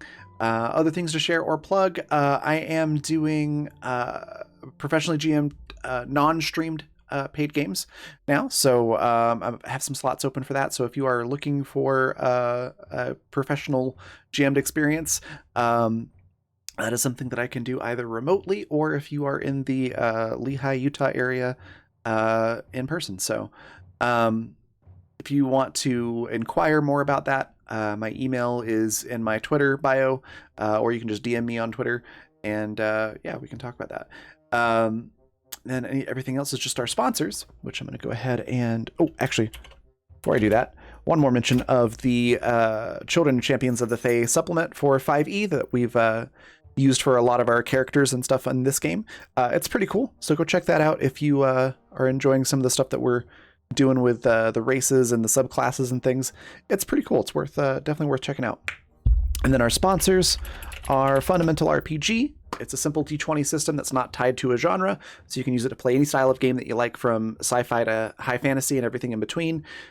We've used it here for horror games and we did a Subnautica themed game on that. It's you can really do just about anything you want with it. That's really cool. You can find it on Amazon if you want the physical book. It looks like this. Or if you prefer a PDF, you can find that at my Ko-fi, which is coffee.com/Raven, like it's spelled at the bottom and top left corners of the screen. And then our other sponsor is Die Hard Dice. They sell amazing polymer and metal dice sets and accessories. I use them almost exclusively in my dice bag. It's really cool stuff. If you head over to dieharddice.com, you can find all their products. Especially recommend the 7-piece RPG set called Fairy. It's very fitting with this current campaign. And then if you use the code FUNRPG, all caps, you can get 10% off of your entire order. And then if you want to catch up on this show or any others that we have on the channel, or have had on the channel, you can do so at the Fantasy Network at watch.thefantasy.network, or just over on our YouTube channel, which is, again, just Black Feather Guild on YouTube. We also have a TikTok now that's getting updated with clips from our streams 2 or 3 times a week. So that is, again, just Black Feather Guild over on TikTok, if that's your thing. I think that is all for me. We're going to go on a raid. We're going to go raid Nerdsmith, or We Are Nerdsmith. It's a fantastic community and group of people. Definitely give them a follow if you're not doing so already. And then I will see you all over on YouTube on Friday. Bye, everybody.